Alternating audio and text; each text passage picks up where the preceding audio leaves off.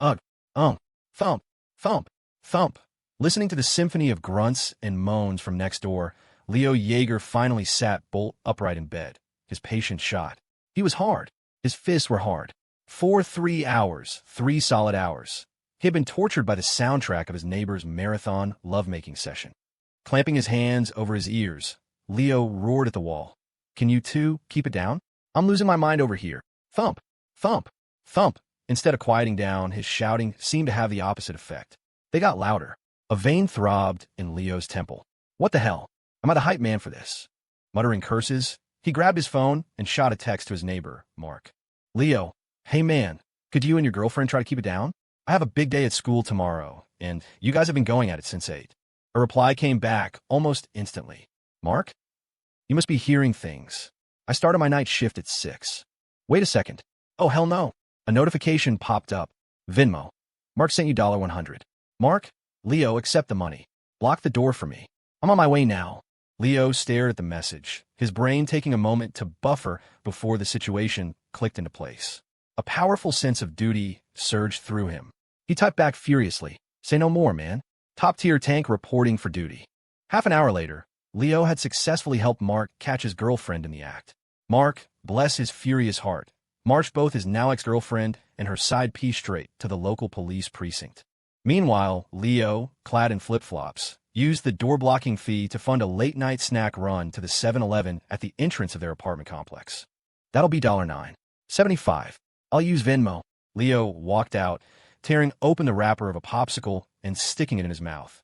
Ugh, that final push to graduation assembly is first thing tomorrow, and I still haven't finished my speech. Guess I'll work on it while I eat. As he finished the thought, his eyes landed on a black Maybach parked silently by the curb.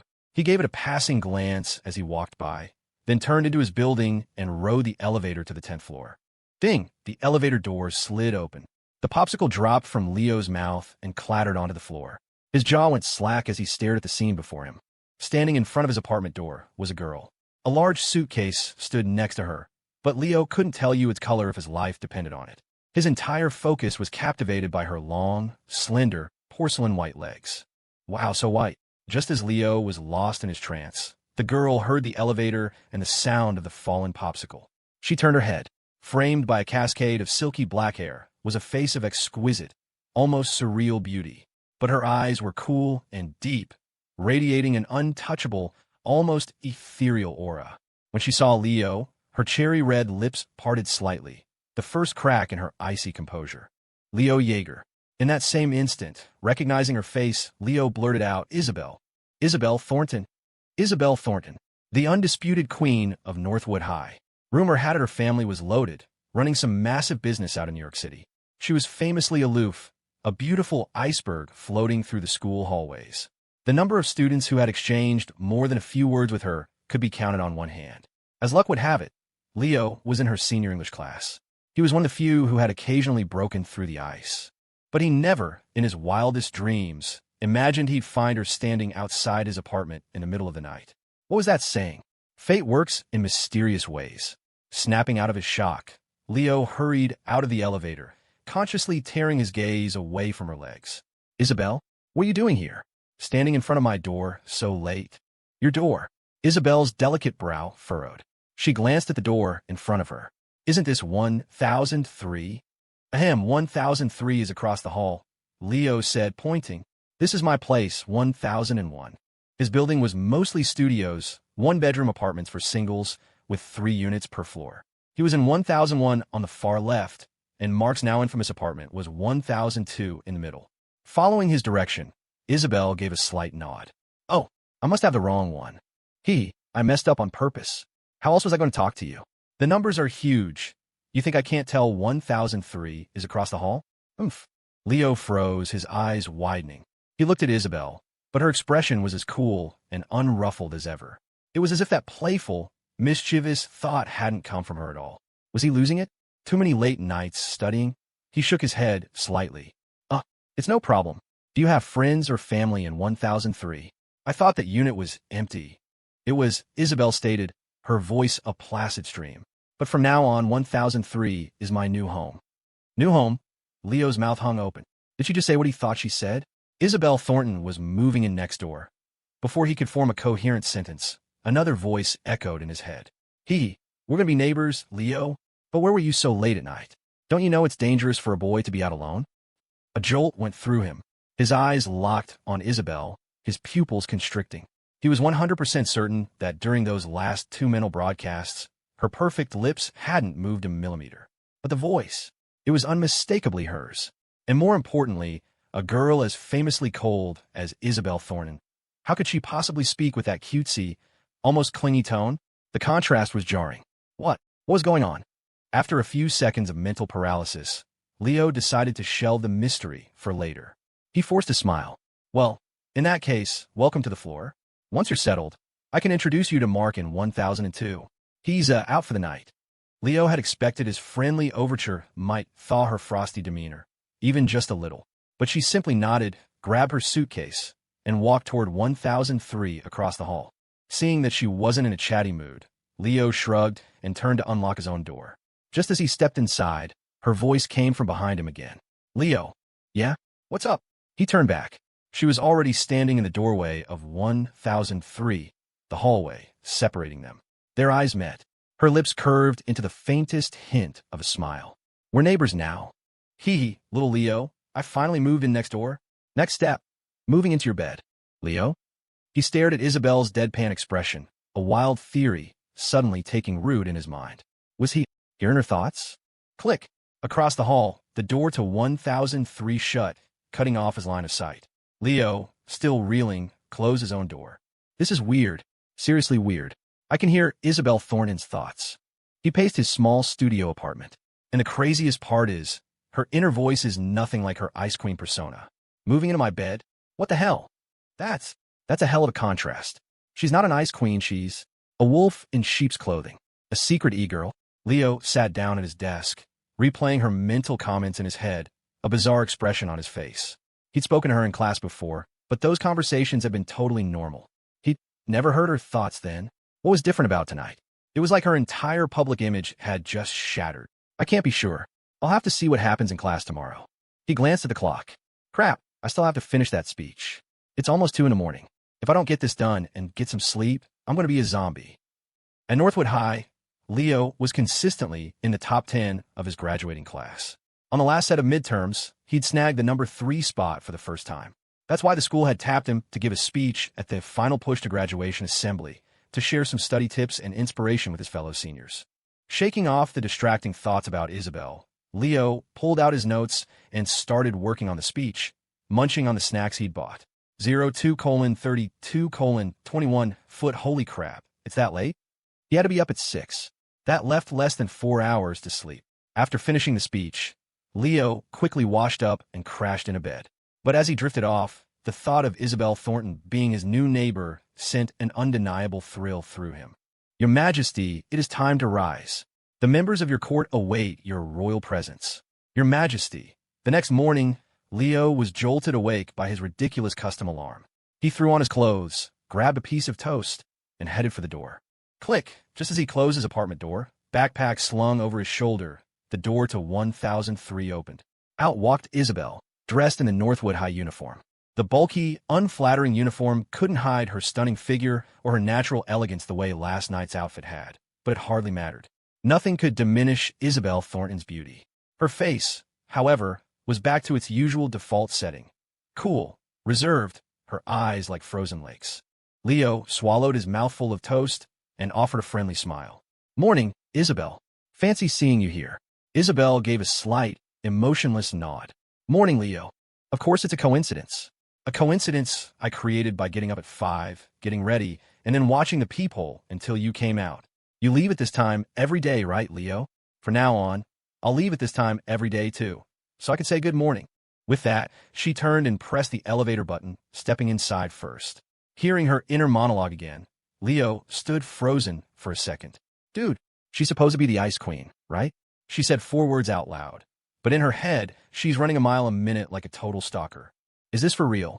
Leo shook his head, managing to slip into the elevator just as the doors were closing. It was just the 2 of them inside. He couldn't help but sneak a glance at her. From every angle, she radiated an aura of pure, unadulterated cold. He was beginning to realize that the Isabelle Thornton everyone at school saw was a carefully constructed facade. Oh my God, Leo's looking at me. I slept so late last night. My face is probably all puffy. What if he notices? I'm so nervous. Please stop looking at me, QAQ.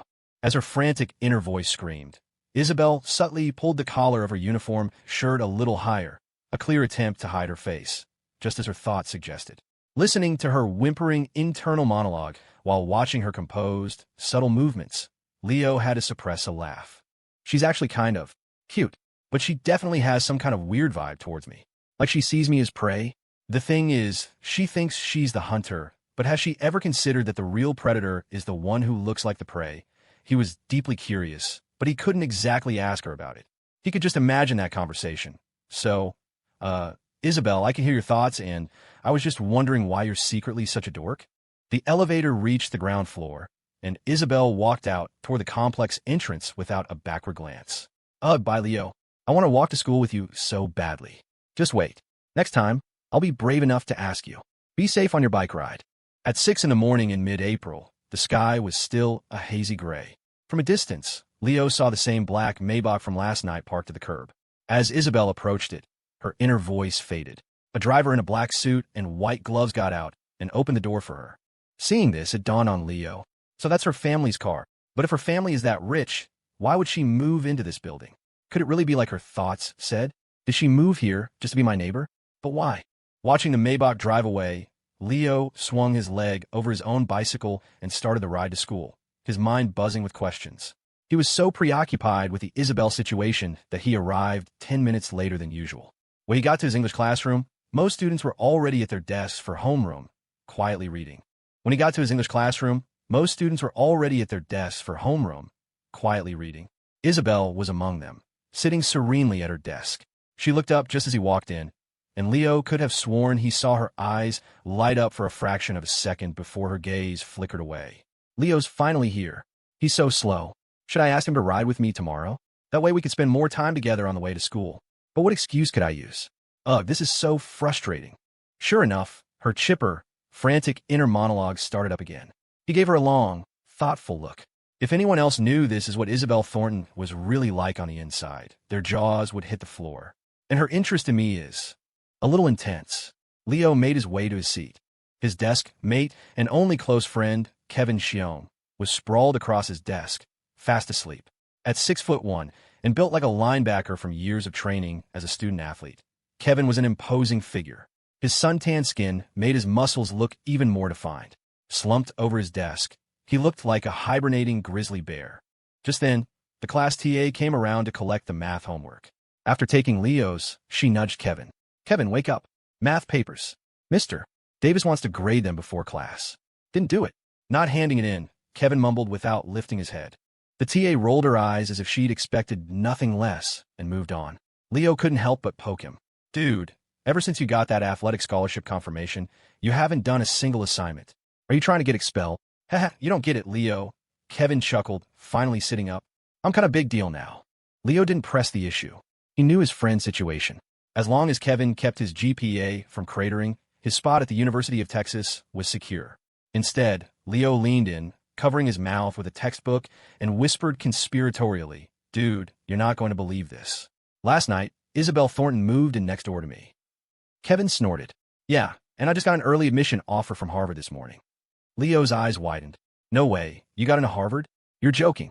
You started it. Kevin shot back, crossing his arms with a grin. Come on, Leo. Everyone knows Isabelle's family is ridiculously rich. She gets chauffeured to and from school in a Maybach S680. You really think she's going to move into your building, where rent is what, $9.50 a month? I'd sooner believe I'm the president of the United States. No, I'm serious. Isabelle Thornton really moved in next door to me. Yeah, sure she did. Seeing that Kevin was completely unconvinced, Leo sighed and dropped the subject. From Kevin's perspective, it did sound like a self-indulgent fantasy. Hell, even Leo was still trying to figure out why someone with her family's money would move into his rundown apartment complex. All right, Leo, let's talk about something real, Kevin said. The assembly is after the break today. You're giving that speech. Please tell me it's not going to be super long. Leo shook his head. Just a couple hundred words. It'll be quick. Good. In that case, I'm going back to sleep. Wake me if the teacher comes by. Got it. Homeroom ended, and first period was physics. Mr.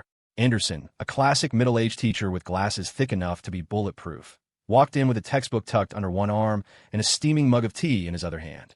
He took a strategic sip. All right, class, open your workbooks to page 42. Today, we'll be reviewing charged particles in electric fields. Leo nudged Kevin awake before turning his attention to the problems. Physics was Leo's strongest subject. He was arguably the best in the entire grade. He already had a solid grasp of the material for the day. Halfway through the class, Mr. Anderson suddenly said, "Leo, why don't you come up and walk us through this next problem? I was looking at your midterm paper, and you have a unique approach to this type of question. I think it would be beneficial for the class to hear it." "Sure thing." Leo nodded and put down his pen. As he walked to the front of the room, many of his classmates' eyes followed him, including Isabelle's. Wow, yes. Leo's going up to the board. Now I can stare at him without being weird. Oomph. I'm gonna stare so hard. Cough. Hearing her inner voice, Leo stumbled and nearly face-planted. He glanced back at Isabelle, who was sitting perfectly upright, her expression as cool as ever, watching him quietly. Unbelievable. In her head, she's a giddy fangirl, but on the outside, she's a statue. "You're a real piece of work, Thornton," Leo muttered to himself, then took the marker from Mr. Anderson and faced the class. "So for problems involving charged particles in an electric field, Mr. Anderson's method is the most reliable for standard test questions. My personal method, while Mr. thinks it's okay, might not work for everyone. So listen, but if it doesn't click, stick with what Mr. Anderson taught you.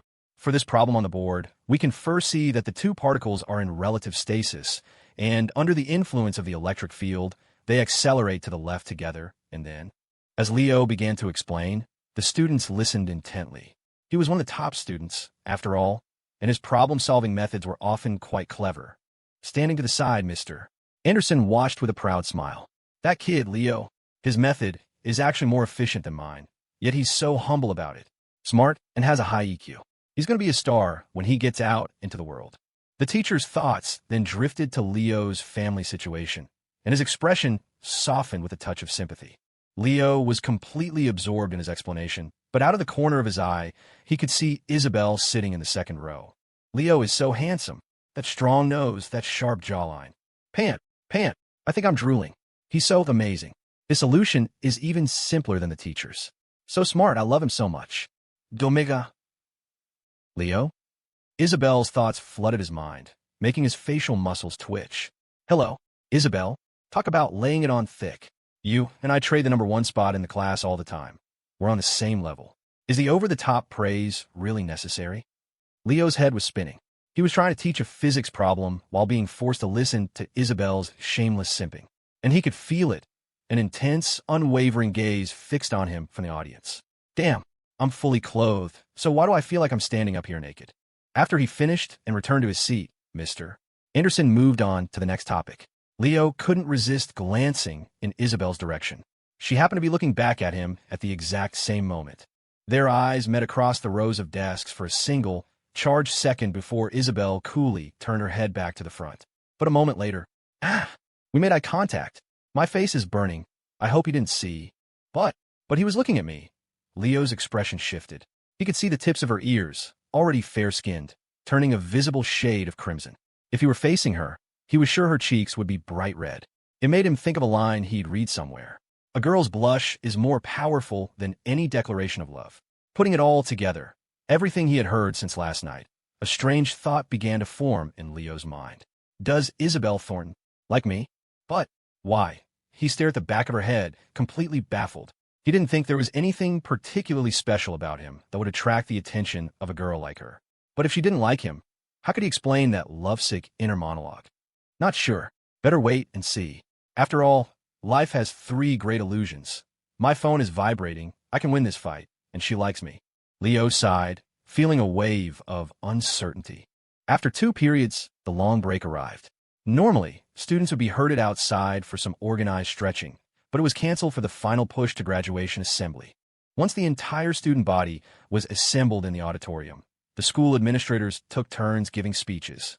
Then it was Leo's turn. "Honorable teachers, fellow students, good morning. I'm Leo Yeager from the senior class, and it's my honor today to..." He delivered the speech he had prepared, and about 15 minutes later, he stepped down from the stage to thunderous applause. So that's Leo Yeager, the guy who's third in the senior class? He's cuter than I thought. Are you serious? There are way hotter guys at this school. Yeah, but he's a genius. Are they?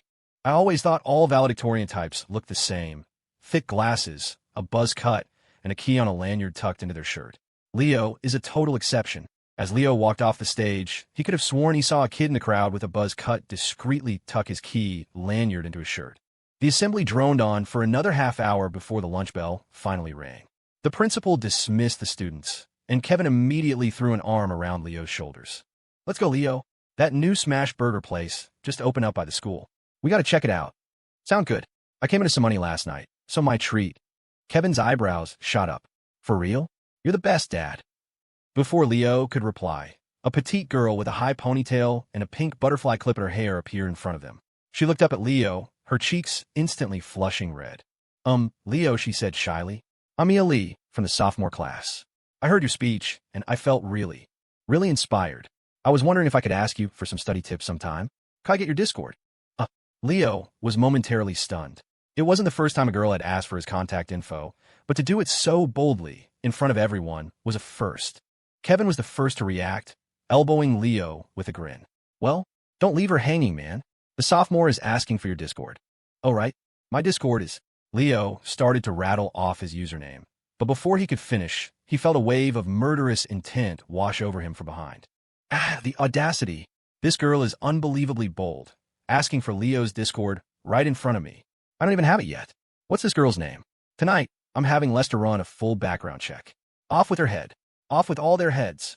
Wow, Leo, I don't have your Discord yet. You can't give it to another girl. Oh.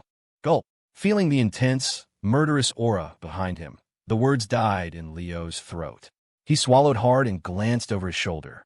Sure enough, Isabelle Thornton was standing there, her eyes narrowed, shooting daggers at the unsuspecting Mia Lee. Leo's scalp prickled. He immediately changed his tune. You know what, maybe not my Discord. I've got finals coming up, and I'm trying to stay off my phone. If you have any questions, just come find me in my classroom. Rejected. Mia's face fell. Oh, okay. Sorry to bother you, Leo. She turned and hurried away. As she disappeared into the crowd, Leo felt the suffocating pressure behind him vanish. The heart that had been lodged in his throat finally dropped back into his chest. He was genuinely afraid that if he had given out his Discord, Isabelle might have actually exploded on spot. After all, she was planning to have some guy named Lester investigate Mia. Who the hell is Lester? Her family's personal hitman? Is she secretly a mafia princess? Hith. Good job, Leo. I knew you weren't that kind of guy. You can't just give your Discord out to any girl. At least you have to give it to me first. Isabelle's thoughts, now much cheerier, echoed in his ears. Leo couldn't help but glance back at her again, the corner of his mouth twitching. You want my Discord? You could have just said so. I would have served it up on a silver platter. Throughout the entire exchange, Isabelle's expression had remained a perfect mask of cool indifference. But her inner monologue painted a completely different picture. One of a girl who was both adorably possessive and fiercely proud. TSK. Leo, you are so full of it, Kevin teased, oblivious. Finals are coming up, so I can't add you on Discord. You really laid it on thick. He shrugged, not thinking much of it. This kind of thing happened to Leo often enough that Kevin was used to it. The two friends walked off campus, arms slung around each other's shoulders, heading for lunch. Watching them go, the ice in Isabelle's eyes melted, replaced by an unmistakable tenderness. For a fleeting moment, Leo's retreating figure seemed to merge with the image of a boy from her memories. A beautiful smile graced her lips, her eyes curving into crescents. You were just a passing breeze, she whispered to herself, but you stirred up a hurricane. Leo, are you working again? Kevin asked around a mouthful of burger and fries at the restaurant.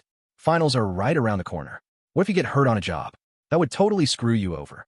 Leo's parents had died in a car accident when he was 2. He had been taken in by his only living relative, his Aunt Brenda, who also had a son just 2 months younger than him. Leo knew his aunt and uncle didn't particularly like him. They'd only taken him in for the settlement money from his parents' death. Because of this, Leo had learned to be careful and self-sufficient from a young age. He did most of the chores and handled any household problems, but he was still met with constant disapproval from his aunt's family. So, for high school, he had chosen Northwood, the school furthest from their house, and had secretly switched from being a dorm student to a day student. This allowed him to work part-time jobs to earn his own living expenses. The meager allowance his aunt gave him was barely enough to cover one meal a day. Hearing Kevin's concern, Leo shook his head. Not a job. I got the money from a neighbor. Yesterday, he proceeded to tell Kevin the whole story about Mark and the cheating girlfriend. Whoa, that's some prime drama. You should have called me, man. I would have been there in a heartbeat to help you block that door, Kevin said, looking genuinely regretful to have missed out on the action. Suddenly, Leo's phone rang. The screen displayed Aunt Brenda. Leo's brow furrowed. After a moment's hesitation, he answered. Hello, Aunt Brenda. Leo, Khloe is coming back from her art school auditions out of state. I ran into her mom earlier, and I overheard her on the phone with Khloe. Something about wanting a Burberry watch. You and Khloe go to the same school. You know each other. It's been a while, so I want you to go buy one of those watches in the next few days and give it to her when she gets back. Brenda's tone was less of a request and more of a command. Leo's frown deepened. He chewed his lip. Aunt Brenda, I know you want to stay on good terms with Khloe's parents, but I don't think this is the right way to do it. I think, what does a little kid like you know about networking? This is how the world works. Don't you talk back to me. Just do what I said and go get that whatever watch. Cut off. Leo sighed in resignation. Okay, but Aunt Brenda, the cheapest Burberry watch is at least $300 or $400. I don't have that kind of money. You'd have to send it to me. A watch costs that much. I might not know brands, but I'm not an idiot. Don't think I don't know you're just trying to squeeze more money out of me. I'm not lying, Aunt Brenda. You can look it up online. I'm not looking anything up. I heard from your school that you just won a $500 scholarship. Don't tell me you don't have money. I give you $300 a month for living expenses. You can't tell me you spend every last cent of that. Besides, who do you think has paid for your food and clothes your whole life? Your uncle and I did. And now that I ask you to spend a little money, you're complaining? You're such an ungrateful brat, Leo. Brenda's voice grew louder and nastier, a tirade of guilt-tripping accusations. Leo listened in silence. He was used to her illogical and emotionally manipulative rants. Finally, she delivered her parting shot. Just get it done. If you don't, I'll make sure everyone at your school knows what an ungrateful little leech you are. Then she hung up. Sitting across from Leo, Kevin had heard the entire conversation. His face was flushed with anger. Leo, your aunt is unbelievable. She wants to suck up to Khloe's family, fine, but why the hell should you be the one to pay for it? And she has the nerve to bring up that $300 a month she gives you. That's $10 a day. In a city like Crestview, a decent lunch costs at least $10. How are you supposed to cover breakfast and dinner? You can't even eat properly on that. If you weren't working part-time jobs, you'd be starving. How can she say you should have money left over? Seeing Kevin so worked up on his behalf, Leo couldn't help but smile. So what if he didn't have parents or anyone who loved him? At least he had one good friend. Leo waved a hand dismissively. It's not the first time you've heard her like this. It's fine. Graduation is almost here. Once I'm in college, I'll be free of them. And besides, they're going to be dead soon anyway. The thought flickered through Leo's mind, unspoken. His eyes narrowed, a flash of coldness in their depths. He was not a pushover. His vicious aunt and her family, they really thought they were going to make it to the story's happy ending. But still, ugh. Kevin, oblivious to Leo's dark thoughts, sighed heavily, clearly still fuming. Then, an idea seemed to strike him, and his eyes lit up. You know, Leo, if what you said about Isabelle Thornton was true, and she really was your neighbor, all your problems would be solved. You could just sweep her off her feet, and you'd be set for life. Question mark. Leo gave Kevin a strange look. Dude, I told you this morning, Isabelle Thornton is living next door to me. Yeah. You can lie to me, man. Just don't lie to yourself. Kevin shrugged, still refusing to believe him. Come on, let's go shoot some hoops at the court. We've still got an hour of lunch break. Leo shook his head. Nah, I'm going back to the classroom to study. What's up with that? You nerds are all the same. All brains, no brawn. Kevin pouted, but knew Leo's personality well enough not to push him. In reality, Leo was in pretty good shape. Most of his part-time gigs were day labor jobs, sorting packages at warehouses, loading trucks, working assembly lines. 3 years of high school hustling had built up a good amount of muscle. Click, pushing the classroom door open, Leo squinted. The room was mostly empty, with just a few students napping at their desks. Only Isabelle Thornton, seated by the window in the second row, was awake, pen in hand, diligently working on a problem set. Sunlight streamed through the window, catching the highlights in her dark hair. A gentle breeze drifted in, lifting a few strands from her forehead, but she seemed completely absorbed, her focus entirely on her work. Her profile was a delicate, perfect line. As she worked, her brow would occasionally furrow in concentration. The scene was so dreamlike that Leo found himself staring. She looked like she had stepped right out of a painting. Isabelle heard the door open and instinctively looked up. A moment later, Leo's back. Everyone else is asleep. It's just the two of us awake right now. Should I go talk to him? But I'm too shy. What would I even say? Isabelle, why are you so timid? It's just Leo, not a stranger. Leo secretly smiled to himself. The great, untouchable Isabelle Thornton had a surprisingly rich and flustered inner life. Seeing as she only dared to have these conversations in her head, Leo decided to take the initiative and walk toward her. Seeing him approach, Isabelle's expression tightened, her brow creasing slightly. Leo's walking towards me? Isabelle, this is your chance to talk to him. Be proactive. Ignoring her internal pep talk, Leo spoke first. Hey, Isabelle, after school tonight, once we're home, I can introduce you to my neighbor Mark in 1002. He should be home tonight. Okay, Isabelle replied, nodding numbly. Cool, Leo said, then walked his own seat to start studying. The moment he sat down, Isabelle's inner monologue kicked into high gear. He talked to me first. If I'm counting correctly, this is the 7th time he's initiated a conversation with me since I transferred here, my junior year. And he's going to introduce me to Mark tonight? That's not important. Who cares about Mark or Tom or Harry? What matters is I get to see Leo again after school. Just the two of us. Hearing this, Leo looked up, shooting Isabelle a bewildered glance. Sheesh. Seriously? She's even keeping a tally of how many times I've talked to her? The afternoon classes flew by, followed by the evening study session. Just as the session was about to end, a deafening clap of thunder broke the silence of the room.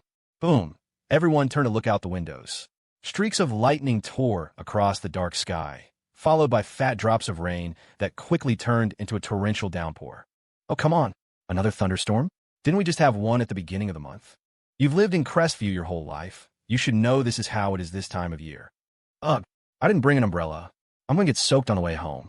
This sucks. A wave of groans and complaints spread through the classroom. Kevin leaned over to Leo. This is so annoying. I didn't bring an umbrella either. I just washed my uniform last night, and now I'm going to have to wash it again after getting rained on. Yup. Guess we can't play basketball this weekend either. Nope. We should hit up a gaming lounge instead. One last hurrah before finals. MHM. Dude, are you even listening to me? Kevin finally realized Leo was just placating him. He shot his friend an annoyed look. He thought Leo was just focused on his work, but when he glanced over, he saw Leo staring intently at something. Following his gaze, he saw Leo was looking at Isabelle Thornton. What's with you today, man? I've never seen you so interested in Isabelle before. Don't tell me you've got a crush on her. Oh no, just thinking, Leo said, shaking his head and pulling his gaze away. The sudden clap of thunder had made him realize something he hadn't noticed before. If he could hear Isabelle's thoughts, then sitting this close to her in the classroom, he should have been able to hear her internal thought process as she solved problems. But from morning until now, he hadn't heard a single academic thought. He hadn't heard her thinking about anything else, for that matter. Putting the pieces together, he quickly came to a conclusion. I can only hear Isabelle's thoughts when they stand in stark contrast to her cool, aloof personality. All her other inner thoughts are silent to me. Okay, that makes more sense. If I could hear everything she was thinking, I could just walk up to her and ask, "What's your bank account password?" And she'd instinctively think it, and I'd be set for life. Who would need to study then? Just as Leo figured this out, the final bell rang. Ring. The day students began packing their bags to go home. It was Leo's turn for cleaning duty, so by the time he finished and got to the bike racks, the school was nearly empty. Leo calmly pulled an umbrella from his backpack and unlocked his bike, ready to head home. He was always prepared for rain, but just as he started to walk, he saw a familiar silhouette standing up ahead. It was Isabelle. She seemed to be on the phone with someone, and she looked upset. "Lester, are you sure you can't make it?" "My sincerest apologies, miss. The rain is terrible tonight, and there have been several accidents on the road. I'm completely stuck in traffic. Perhaps you could call a car service to take you home? I'm afraid it will be quite a while. But it's almost impossible to get a car out here at this time." In that case, please wait, miss. I will get there as soon as I can pick you up."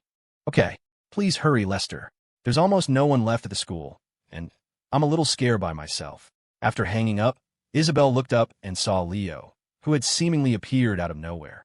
A flicker of surprise crossed her eyes. "Leo? Wow, Leo, you're finally here. I was so scared by myself. All the other students are gone. Standing next to your bike is the only thing that makes me feel a little less afraid." Leo had overheard her entire conversation with her driver. Sorry, I couldn't help but overhear. Is your driver stuck and can't get here?" Isabelle paused for a moment before nodding. Yes, Lester is stuck in traffic. Hearing her whimpering inner voice, Leo knew she was genuinely spooked. It would be a while before her driver could get to her. She'd be terrified, waiting alone. After a moment's hesitation, Leo asked tentatively, "You're going back to the apartment tonight, right? If your driver can't make it for a while, and you don't mind, I could give you a ride home on my bike. I have an umbrella. Would that be too much trouble for you?" "Not all. You can sit on the back and hold the umbrella for me." As he said this, he saw Isabelle's eyes light up. Wow. Leo's going to take me home. I can ride on his bicycle. Hold the umbrella for you? Yes, I can do that. Leo couldn't suppress a small smile. "So, do you want to ride, Isabelle?" "Of course, if you'd rather not. I understand." "Wait, I'll go with you." Seeing him make a move as if to leave, Isabelle, in a burst of panic, reached out and grabbed his arm. The sudden contact surprised Leo. He could tell she was genuinely anxious. Leo handed her the umbrella with a serious instruction. "Okay then, hold on tight in the back. One hand on the umbrella, one hand on my shirt. And don't let go, or you'll fall." "Okay, let me just text Lester and tell him not to come pick me up." "Sounds good." Isabelle nodded and quickly typed out a text. Unseen by Leo, a triumphant smile curved her lips. If Leo had seen the contents of that text, he would have realized the world was full of damn good actors. "Lester, just as planned, Leo offered to take me home. You don't need to worry about me. He'll get me home safely." Boom! Another clap of thunder echoed through the night, but the rain showed no signs of letting up. Leo pedaled his bike through the storm, with Isabelle perched sideways on the back rack.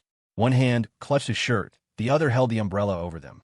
From an outsider's perspective, it was clear the girl was trying to shield the boy on the bike from the rain, tilting the umbrella so far forward that her own clothes were getting soaked. Being so close to her, Leo could smell the faint, sweet fragrance that was uniquely hers. It sent a flutter through his chest. He raised his voice over the downpour. "Isabelle, make sure you hold on tight. I can't afford to pay your medical bills if you fall." "Don't worry, I won't fall. Of course I'm holding on tight. I want to wrap my arms all the way around you.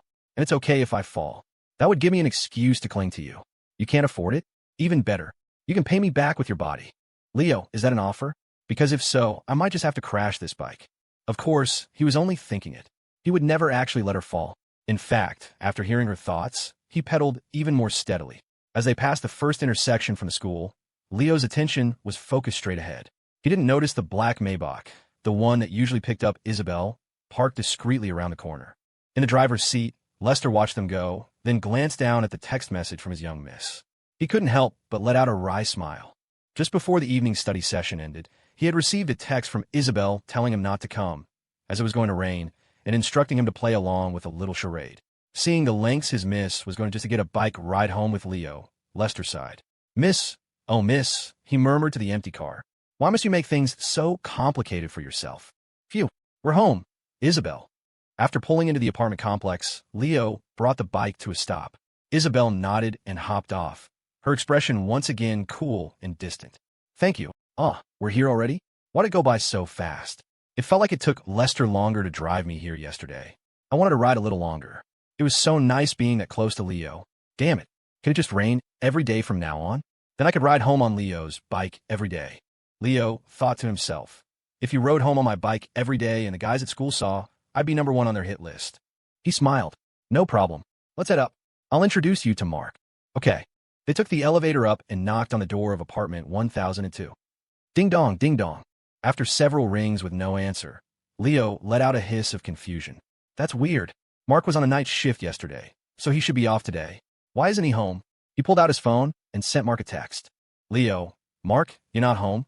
"Mark, sorry Leo, forgot to tell you. I moved out this morning. I couldn't stand the thought of my ex and that guy in my bed. It just grosses me out. Good luck with finals, man. See you around." Leo was surprised by the message, but it also made perfect sense. He turned back to Isabelle. Looks like Mark moved out this morning. Guess I can't introduce you after all."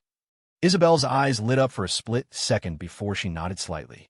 "Oh, well, in that case, I'll head back to my place. Thanks again for tonight."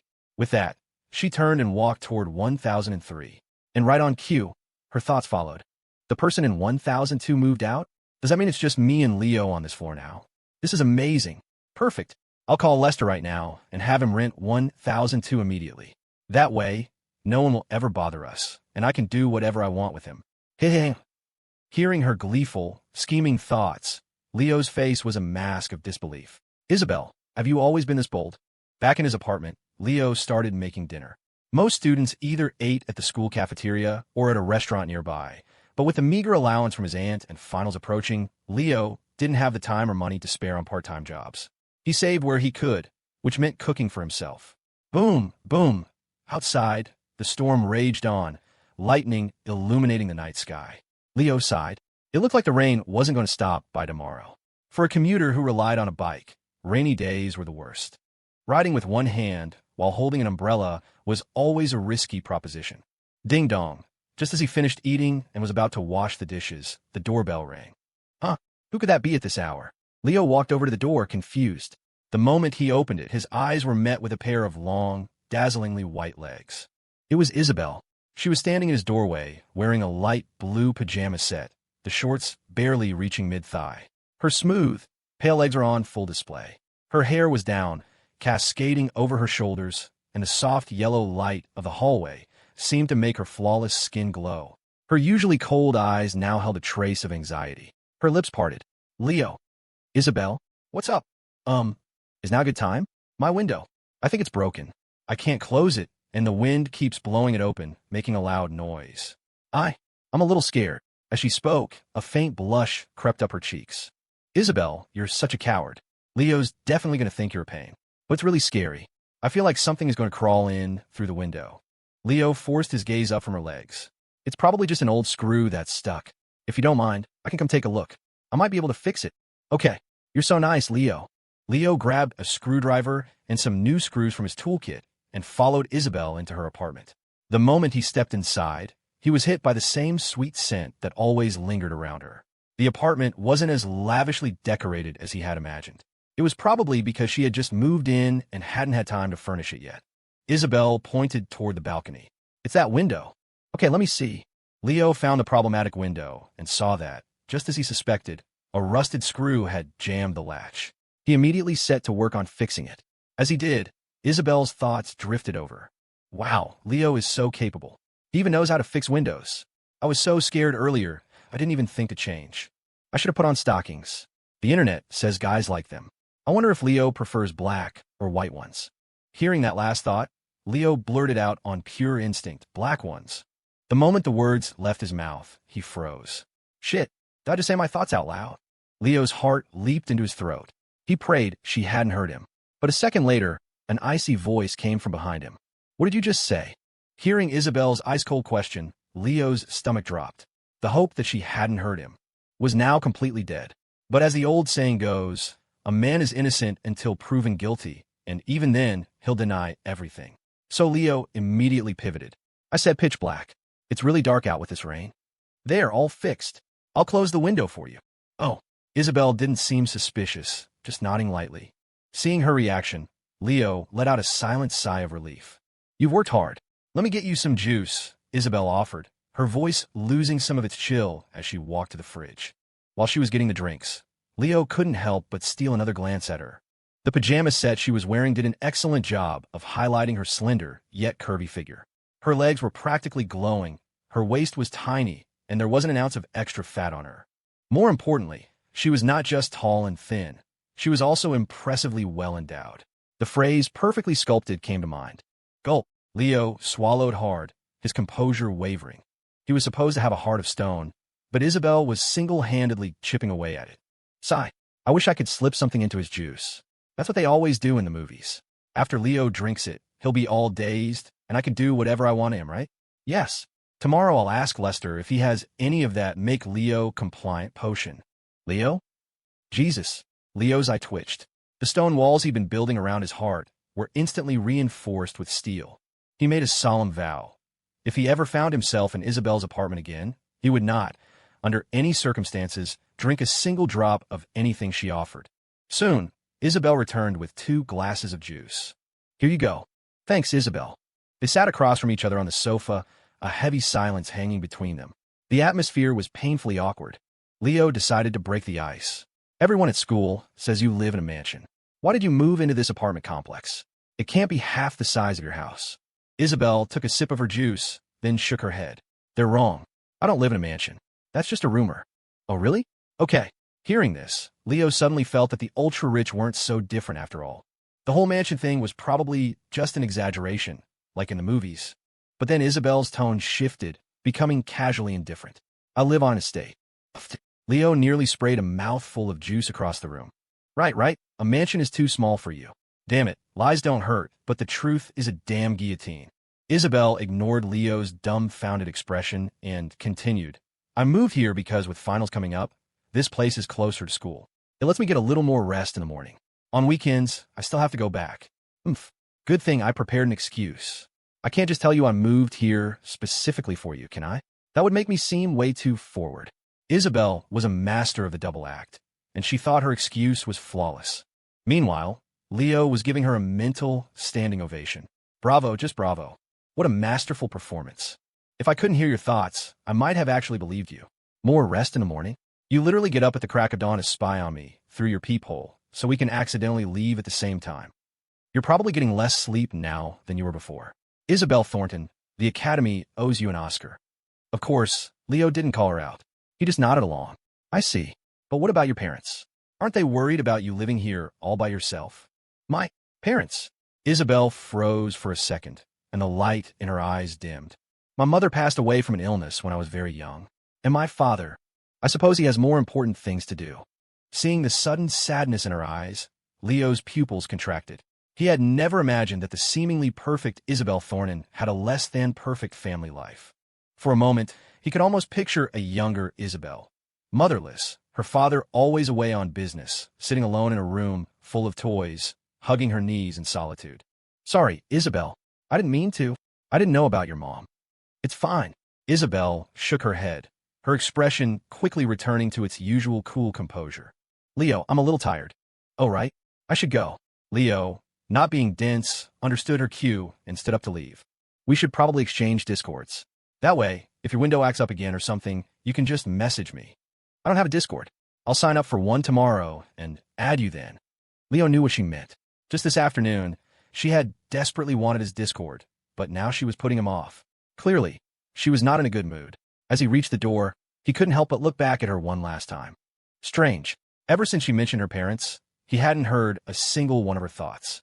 Did that mean, in that moment, there was no contrast between her inner self and her outer shell? The next morning, Leo left for school at 6 o'clock, as usual. And just as he opened his door, the door to 1003 across the hall opened as well. Morning, Isabelle. Fancy seeing you here again. Morning, Leo, she replied, her tone as frosty as ever.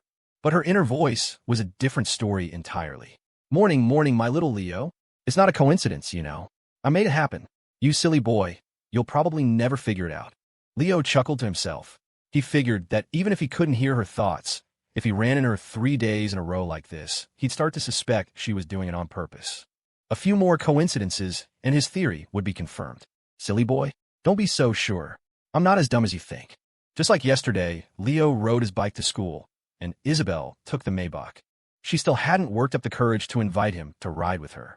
When he got to the classroom, he was surprised to see Kevin awake during homeroom. Whoa, what's this? The sun must have risen in the west. You're not sleeping through homeroom, Leo teased as he put his backpack down. Don't even start. I'm so pissed. It was raining last night, and I was biking home super fast. When I got home, I realized my phone was gone. So I ran back out in the rain to look for it, but I found absolutely nothing. Kevin's face was a mask of misery. Leo laughed. Well, look on the bright side. Finals are coming up.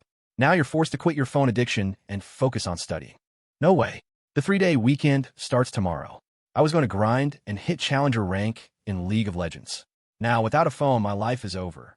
Leo's brow furrowed. Tomorrow is Wednesday. What 3-day weekend? I knew you'd forget.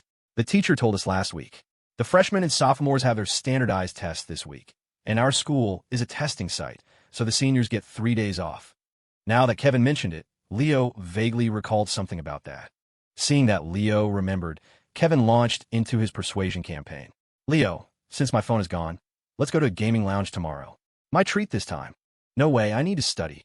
It doesn't have to be one or the other. We can go in the morning, play for a few hours, and then study together in the afternoon. It's called a healthy work-life balance. Leo was about to refuse, but seeing the hopeful look in Kevin's eyes, he relented. All right, fine. Yes. Okay, here's some cash for the lounge. You go ahead and book a room tomorrow, and I'll meet you there after my mom leaves for work. Oh, and my Discord account has two-factor authentication, so I can only log in with a text message. Tomorrow morning, I'll use our ancient desktop to make a new account and add you. Then you can send me the room number. After finalizing their plans, Leo and Kevin settled in for a full day of classes. The day passed without incident until school let out in the afternoon. At the school gate, Kevin clapped Leo on the shoulder. See you tomorrow morning, man. My dad's home tonight, so I can't use the computer. I'll add you with a new Discord in the morning. Got it. Just as Kevin left, Isabelle walked up to Leo. Her eyes were clear and bright as she stopped directly in front of him and held out her hand, her expression as cool as ever. Give it to me. Huh? Give you what? Leo asked, completely bewildered. Isabelle's brow furrowed. Your Discord ID. You said last night we should add each other. I'm going back to the estate tonight, so I'll have time to register and add you. All right. It's Leo Y150. I finally got Leo's Discord ID. Fortune favors the bold. Today I add his Discord. Tomorrow I pounce. Leo, I don't believe you. You'll have to prove it. After getting Leo's ID, Isabelle turned and disappeared into the waiting Maybach. Watching the taillights fade, Leo stroked his chin, muttering to himself, no wonder no one at school could ever find her Discord. Turns out she never had one. But still, the Discord ID that half the school would kill for her. I just got it by standing here. Leo spent the evening studying, then washed up and went to bed early. By the time he fell asleep, he still hadn't received a friend request from Isabelle. Did she forget? No, that doesn't seem likely. He was a little confused, but didn't dwell on it, and soon drifted off to sleep. The next morning, he woke up early and, using the money Kevin had given him, headed to the Moo gaming lounge. At the front desk, Leo smoothly handed over his ID. Hi, one dual PC room, please. You'll be on the 5th floor, room 5010. Enjoy your stay. Leo took the key card and whistled his way to the room. Once inside, he checked his phone and saw a new friend request on Discord. The user had a generic penguin avatar and was level 0. It had to be Kevin. Leo accepted the request and quickly typed a message. A Moo Gaming Lounge, room 5010. Meanwhile, at Kevin's house, it was already 8 o'clock, well past the time his mom usually left for work, but she was still puttering around the house. Kevin was getting antsy. Crap, I need to make a new Discord and add Leo, or I'll never get the room number. Throwing caution to the wind, Kevin decided to risk it. He tiptoed into the study, planning to use the family's ancient desktop computer to create a new account. But the moment the computer whirred to life, a sharp pain shot through his ear. Ow, ow, ow. He yelped. Mom, stop twisting. It's going to fall off. He turned to see his mother glaring at him. Her eyes narrowed. Kevin's heart sank. Busted. His mom didn't let go. In fact, she twisted harder. Kevin, you worthless child. Finals are just around the corner, and you're still trying to play games? You lost your phone, so now you're trying to use this old piece of junk? You're just asking for it. Mom, I was just going to contact Leo. We're supposed to be studying together today. Don't you dare use Leo as an excuse.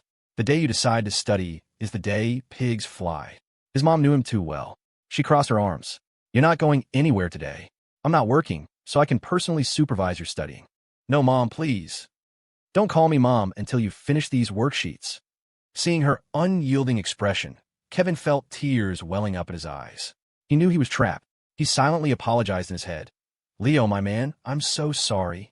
At the Thornton estate, in the main villa's living room, Isabelle sat on the sofa, staring intently at the message Leo had sent her an hour ago. A Moo Gaming Lounge, room 5010. This, Leo, is asking me to a gaming lounge? But we just added each other on Discord. We haven't made any progress in our relationship yet. Isn't this a little too fast? But it's Leo. Should I go or not? If I go, should I wear a dress? The weather is nice today. It won't be too cold. Maybe with black stockings. Oh God, but if I actually go, will Leo think I'm a really easy girl? Isabelle was torn, simultaneously thrilled and terrified. She was happy that Leo had invited her out, just the two of them. But she was scared that the destination was a gaming lounge, a private room. She wasn't opposed to being with Leo, but they were still in high school. And so, Isabelle sat there, agonizing over the decision for a full hour, completely unable to make up her mind. Wait, what? Your mom caught you when you turned on the computer. Leo's jaw dropped as he listened to Kevin, who had called him from his mom's phone. Yeah, man, Kevin lamented. She said I can't leave until I finish all these worksheets. I'm done for today. Leo, beep, beep, beep. Before Kevin could finish, Leo hung up. Kevin stared at his phone, confused. He figured Leo was probably mad at him for bailing. He'd just have to treat him to a nice meal to make up for it later. What Kevin didn't know was that the moment Leo realized the new Discord account wasn't his his world came crashing down. If that new account wasn't Kevin, then it could only be Isabelle. Oh my god, I'm so dead. The thought of having sent the gaming lounge room number to Isabelle sent a wave of panic through him. He checked his phone. Thankfully, she hadn't replied, nor had she shown up. If her family found out she had gone to a private room in a gaming lounge with a guy, he'd be assassinated, encased in cement, and dumped in the ocean. Leo frantically typed another message to Isabelle. Leo, Isabelle, so sorry about that message. Please ignore it. I sent it to the wrong person. This time, Isabelle replied instantly. On her end, Isabelle's love-struck, indecisive expression immediately froze over, replaced by a look of absolute zero. Sent to the wrong person? So, Leo meant to send that message to another girl? In that instant, all of Isabelle's hesitation vanished. Her eyes narrowed, blazing with a cold fire. Oh, really? I'd like to see for myself just which girl dares to show up. Isabelle immediately picked up her phone and called Lester, her voice as cold as a glacier. Lester, get the car. Now. Sitting in the gaming lounge, Leo stared at Isabelle's single-character reply, ? And typed frantically. Leo, Isabelle, I'm really sorry. Kevin and I were supposed to play games at this lounge today, and I was supposed to send him the room number, but I accidentally sent it to you. Leo, please don't misunderstand. I really didn't mean to send it to you. I had no intention of asking you to a gaming lounge. After sending the messages, he waited. When Isabelle didn't reply, he let out a breath of relief. Phew. Okay, that should be fine. She's definitely not going to come now. At worst, she'll just think I'm a little careless. Man, that was so embarrassing. Leo gave a wry smile and turned his attention back to the computer.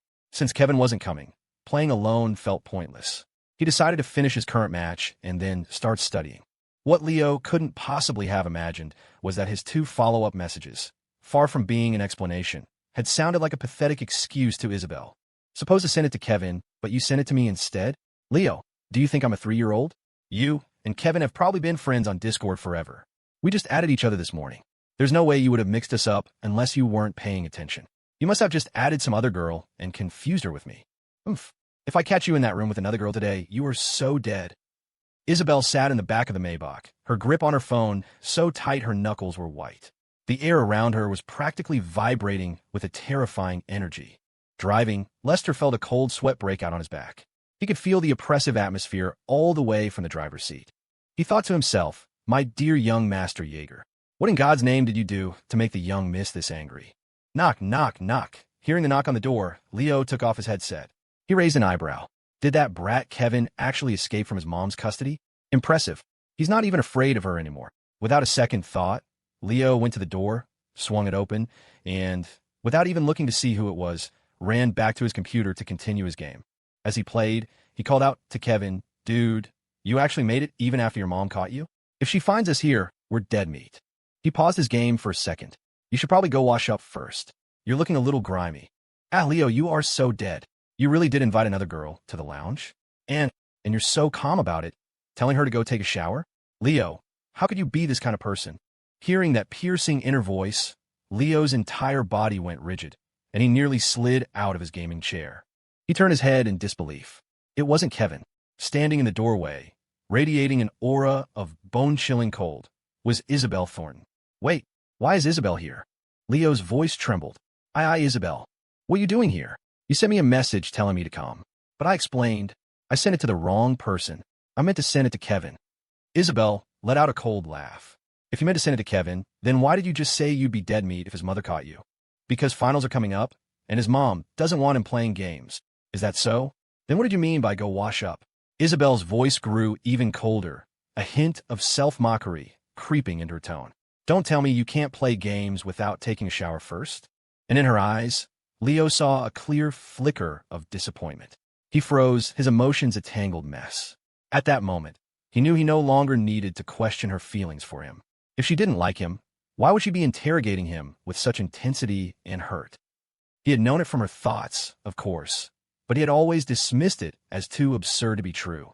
Taking a deep breath, Leo looked her straight in the eye and explained seriously, You misunderstood. When I said, wash up, I wasn't talking about taking a shower. A lot of people use these gaming lounges, and even though the staff cleans them, the keyboards are never that clean. So whenever Kevin and I come here, the first thing we do is use a wet wipe to clean the keyboard. Hearing this, Isabelle's expression shifted slightly. The oppressive coldness around her began to dissipate, but she was still skeptical. But you and Kevin have been friends on Discord for a long time, right? How could you confuse the two of us? That's easy to explain, too. Kevin lost his phone 2 nights ago, and his Discord account requires text verification to log in. So he had to make a new account at home to add me, so I could send in the room number. When you added me this morning, I thought it was him. After he finished, Isabelle looked down at him. Her eyes narrowed, as if she was weighing the truth of his words. The room fell silent. A minute later, well, if he puts it that way, it does kind of make sense. Maybe I did misunderstand him. My attitude just now was basically interrogation. But we're just classmates. Won't he think I'm being completely irrational? Isabelle, you're so impulsive. Why can't you ever remember that? I was so angry, I just stormed in here without thinking. What am I supposed to say now? This is so embarrassing. Hearing her inner thoughts, Leo had a realization of his own. Wait a minute. She's right. We're just classmates. Neighbors at most. Even if I had invited another girl here and she found out, it's not like it would be some catastrophic event. So why did I feel like I'd just been caught cheating and was desperately trying to explain myself? Seeing Isabelle cringing internally, Leo decided to break the silence. So, do you believe me now? That I sent the message by mistake? Yes. I misunderstood. Well, if that's all, you should probably head back. It wouldn't look good if someone saw you in a gaming lounge room with a guy. Leo was not about to risk being alone with her in a room like this for too long. If her family found out, he'd be a dead man walking. But Isabelle didn't leave. Instead, she scanned the room, her gaze finally landing on the second computer next to Leo's. She pointed a delicate, slender finger at it. Her voice was as cool as ever. I want to try playing a game. Go back. Little Leo, you're the one who summoned me here. Now that I'm here, I'm certainly not leaving that easily. The classic, well, since I'm already here. Leo muttered to himself, then said aloud, you can play, but maybe not here. Why not? Why can Kevin play, but I can't? That big lummox Kevin can play with you, but I can't? Am I not prettier than him? Wah, you really did invite another girl, didn't you? Hearing her thoughts, Leo's vision went dark for a second. Big lummox? Kevin's just tan. Calling him, that sounds a little personal. All right, fine. If you don't think it's a big deal, you can play for a bit. What games do you play? I can play anything, Isabelle said, lifting her chin with a hint of pride. Her confidence took Leo by surprise. Was Isabelle Thornton a secret pro gamer? 10 minutes later, Leo's face was a thundercloud. Isabelle, I asked if you could play League of Legends, and you said you were amazing. You got into the game and didn't even know how to use your abilities. You said it was the keyboard's fault. So we switched to PUBG. A guy was standing right in front of you, and you just held down the left mouse button and sprayed bullets everywhere. But at him, even an aimbot wouldn't be that bad. You said it was the mouse's fault. So now we're playing Plants vs. Zombies. Why did you plant your sunflowers in the front row? Are you going to tell me it's the computer's fault? It's not the computer's fault, Isabelle said, straightening up and looking at him. A determined glint appeared in her cool eyes.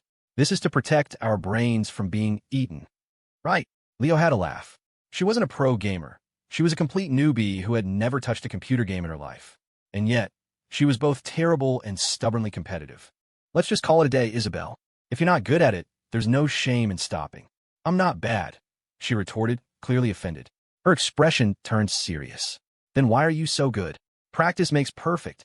Isabelle pouted at his answer, refusing to get up. She was determined to keep playing.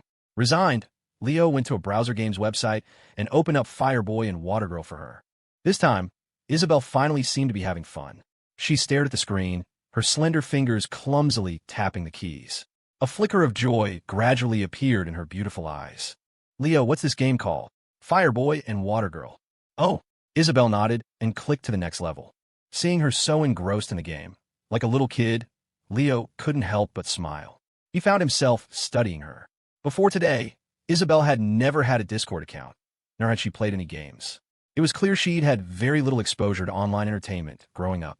Combined with the knowledge that she had lost her mother at a young age and her father was always away, he could imagine her alone in that large house, with only servants and a butler for company. It was no wonder she had developed such a cold, aloof personality. With no social life, either online or in reality, being shy and withdrawn was an inevitable outcome. As Leo was lost in thought, Isabelle suddenly turned to him. This game has a 2-player mode. You play with me. I don't know about that. Why not? Why, it must be because I was so bad at the other games.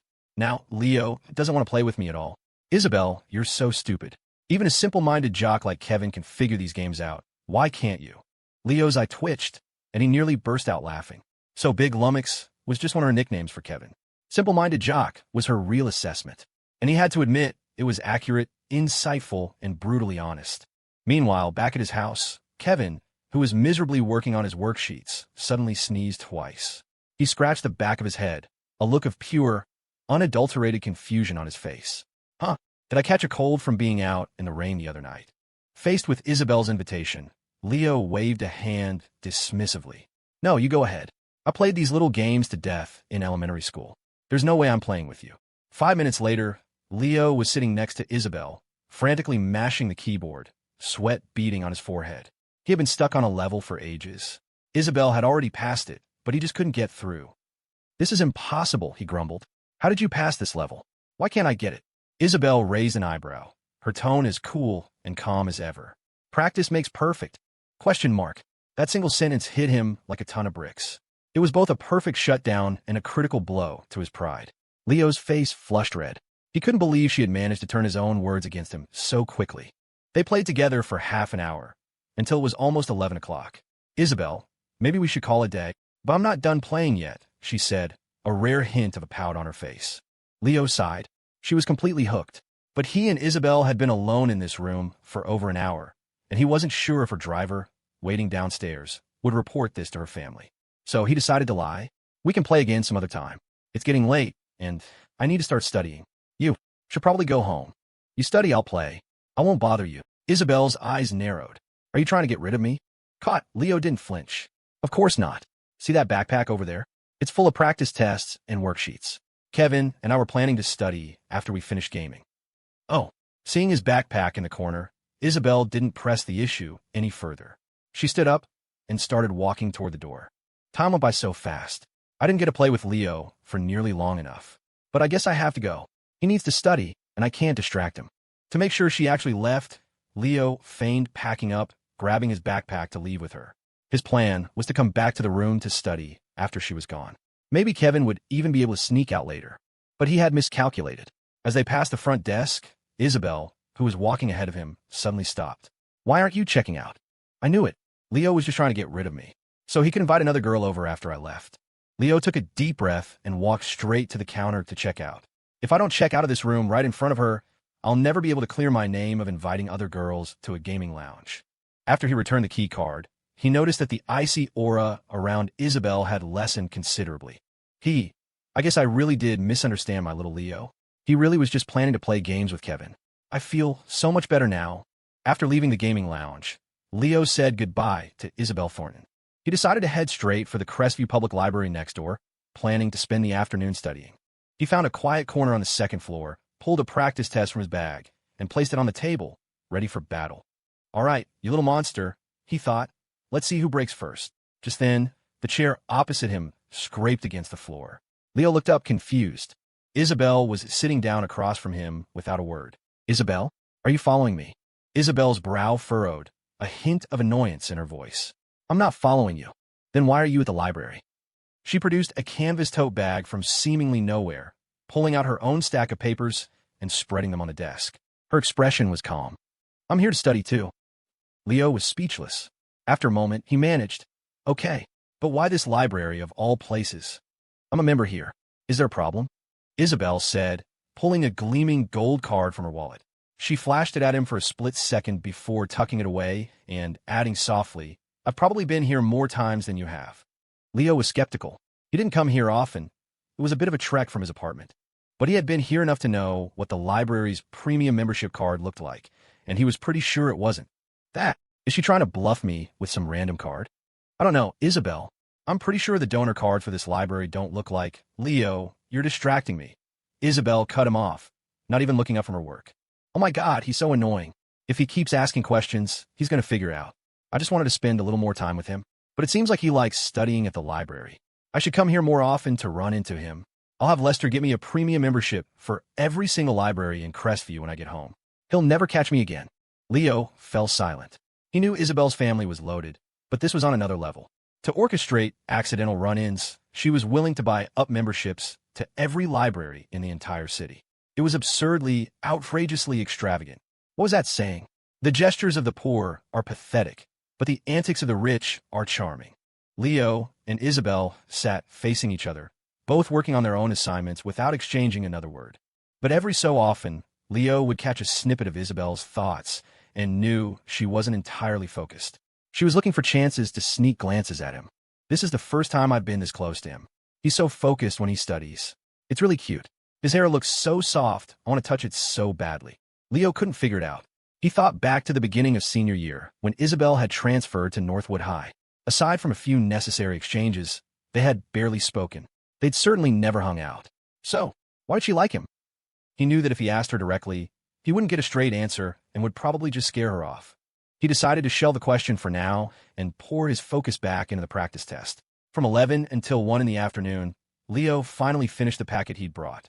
He stretched back in his chair with a deep groan, then capped his pen with a smooth, decisive click, feeling like a conquering hero. Ha! You clingy little test. I've filled all your seductive little blanks with my answers. I'll take this knowledge, and you'll get the grade later. You've served your purpose. Now get off my desk. Leo packed up his papers with a satisfied smirk. He looked up at Isabelle. Hey, I'm done. Me too. After a pause, she added, I'm heading home. Sigh. I don't want to go, but I have to. We've been together all morning, and then I deliberately followed him here. If I make another excuse to stick around, he'll definitely know something's up. I wonder when I'll get another chance like this. Leo's eyes softened. He suddenly changed the subject. Hey, it's lunchtime. If you're not in a hurry to get back, want to grab a bite to eat? Isabelle's eyes lit up instantly. She grabbed her tote bag and shot up from her chair with a whoosh. A second later, she saw Leo's stunned expression. Isabelle froze, realizing she had been a little too eager. Two perfect blossoms of crimson bloomed on her cheeks, like delicate spring petals brushed with morning dew. She lowered her head to stare at her shoes, long lashes fluttering, hiding the mix of embarrassment and excitement in her eyes. But the slight, irrepressible curve of her lips betrayed her joy. Ahem, let's go, Leo said, clearing his throat. To save her any more awkwardness, he quickly got up and started walking. Once he was out of sight, Isabelle finally regained her composure. She looked up, a small, triumphant smile playing on her lips, and picked up her bag to follow him, her steps light and bouncing. Leo's first thought was to grab a Philly cheesesteak or something, but then he reconsidered. Just because he liked it didn't mean Isabelle would. This was a girl who lived on an estate. He decided on Korean barbecue instead. He heard girls were into that. Hey, how about Grandpa Kim's Barbecue Tower? It just opened, and the online reviews are pretty good. Okay. With her approval, Leo was about to pull out his phone to call an Uber when the familiar black Maybach glided to a silent stop in front of them. Isabelle smiled. Don't bother.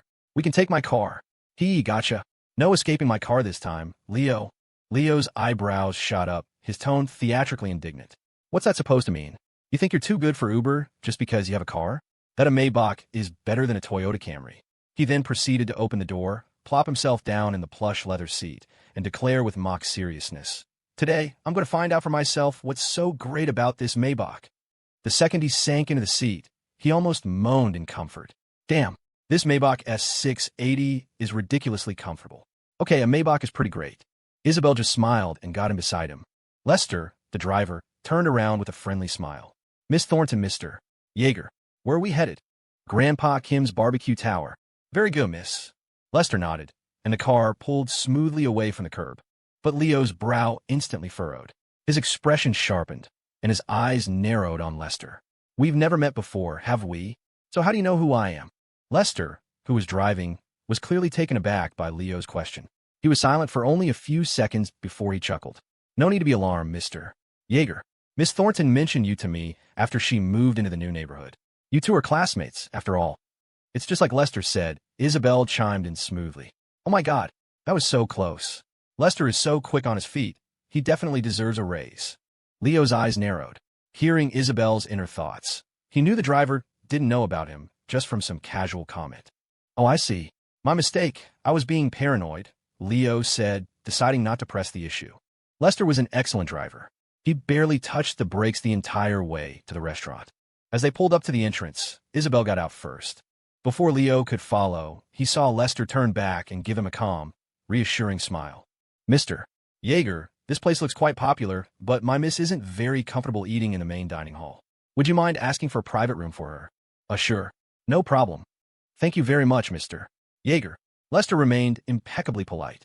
Leo nodded, got out of the car, and led Isabelle into a private booth at the barbecue place. You order first, Isabelle. Don't hold back. Leo handed her the menu. She didn't. She took the menu and started ordering, handing it back to him a moment later. I'm done. Your turn. Yikes.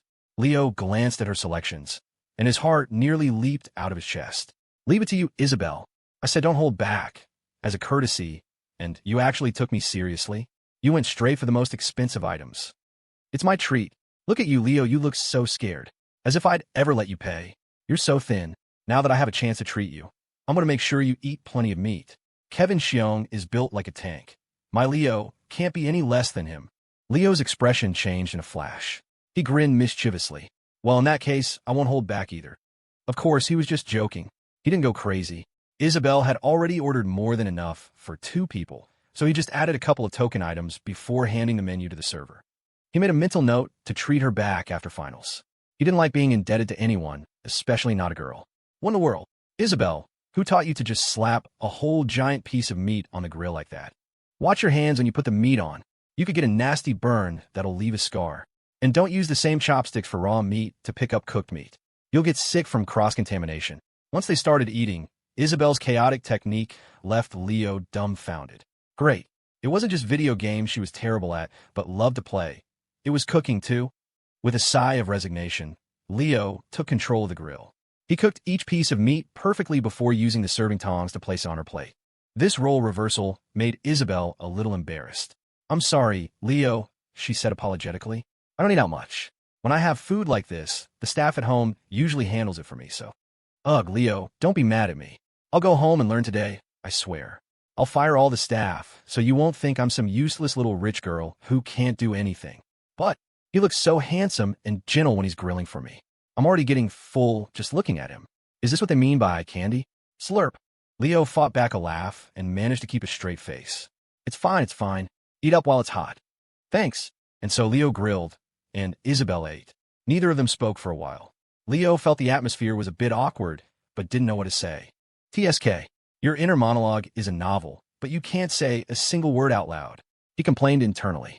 As if on cue, Isabelle broke the silence. Leo, finals are coming up. What university are you thinking of? Leo didn't answer right away, waiting to hear her thoughts. But for the next few seconds, there was nothing. Complete silence. Strange. Very strange. Caught off guard, Leo quickly answered, probably the University of Crestview. At his answer, Isabelle's eyes dropped, perfectly hiding the flash of delight that crossed her face. She casually took a sip of water. Why that one specifically? No real reason. It's the best school in the state. Honestly, any school is fine, as long as it's far away from my so-called home. Leo paused, his expression shifting.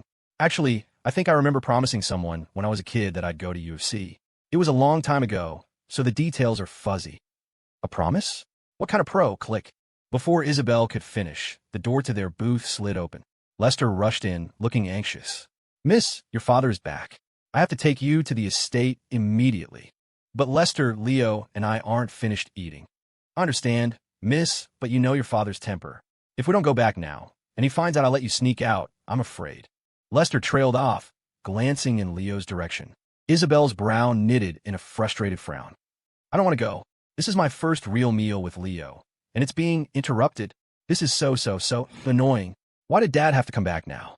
It's a weekday. Seeing Isabelle's silence, Lester turned to Leo apologetically. I'm terribly sorry, Mr. Jaeger. Her father returned unexpectedly, so I must take her home now. Please, feel free to stay and finish your meal. I've already taken care of the bill for both of you. Leo was stunned for a second, then quickly replied, Okay then. Isabelle, if there's a next time, it's on me. Order whatever you want. Isabelle nodded, her face unreadable, and left with Lester. The moment she stepped out of the booth, however, her cheerful thoughts drifted back to Leo's ears. There's a next time. Yay, we'll have barbecue again. But next time, it'll be my turn to grill for Leo. After Isabelle left, Leo was full after just a few more bites. Since it was still early, he grabbed his backpack and found another quiet spot nearby to continue studying. Late that evening, Leo got a call from P1.She, who was using his mom's phone. Yo, Leo, I finally finished the mountain of practice tests my mom buried me in. It was pure torture. Welcome back from prison, my friend. Don't lump me in with some soap opera villain. Meet me at the Crestview Galleria, I gotta buy a cheap burner phone so I can actually contact people. All right, hurry up. I'm nearby. After hanging up, Leo packed his things and headed for the mall. Inside the Crestview Galleria, at a women's watch counter, stood Khloe Chun and her best friend, Sophie. Khloe had been the undisputed queen bee of Northwood High, her status as a dance prodigy making her shine for nearly 3 years. That is, until Isabelle Thornton transferred in senior year and stole her spotlight.